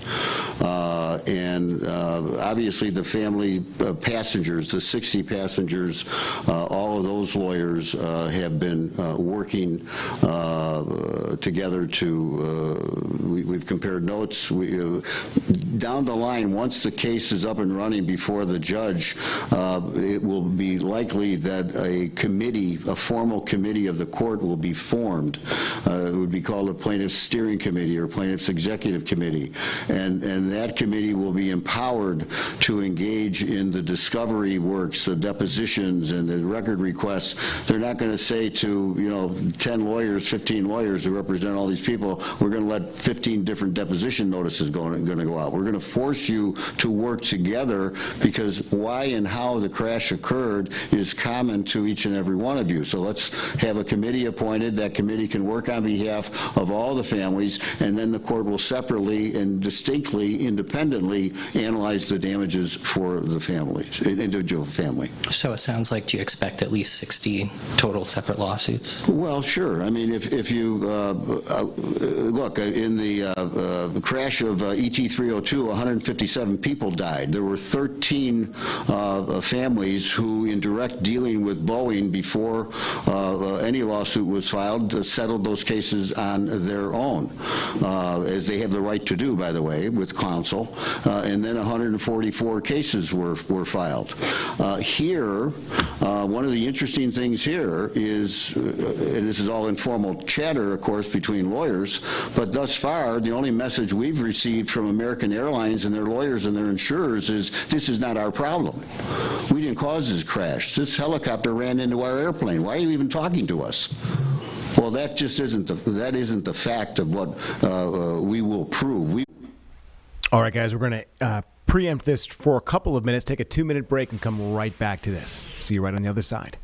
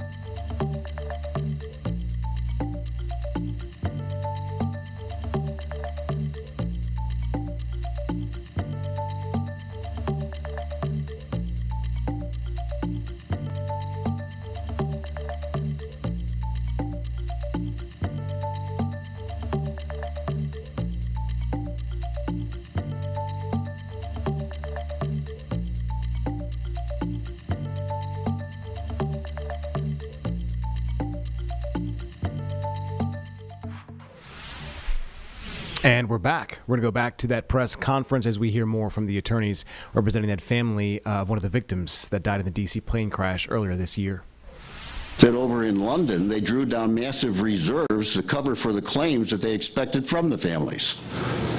So here, I don't expect the airlines or the government to talk to the families individually ahead of time to maybe settle a case so that instead of 60 lawsuits, you get 50. We don't predict that happening. There will, in all likelihood, be 60 lawsuits filed for these passenger families. And then finally, ultimately, the court will require that the families and the defendants at least explore resolution through a process called mediation. And not that anyone will ever force a family to accept a lawsuit or a settlement, but they will at least force you to talk about it, because we only have so many judges, so many juries, so many courtrooms. And if families can get together and resolve their differences, then that's what they have the right to do as well. And then just a quick question for Doug. Thanks for the update on your efforts. You mentioned the dialogue between the families and the Army.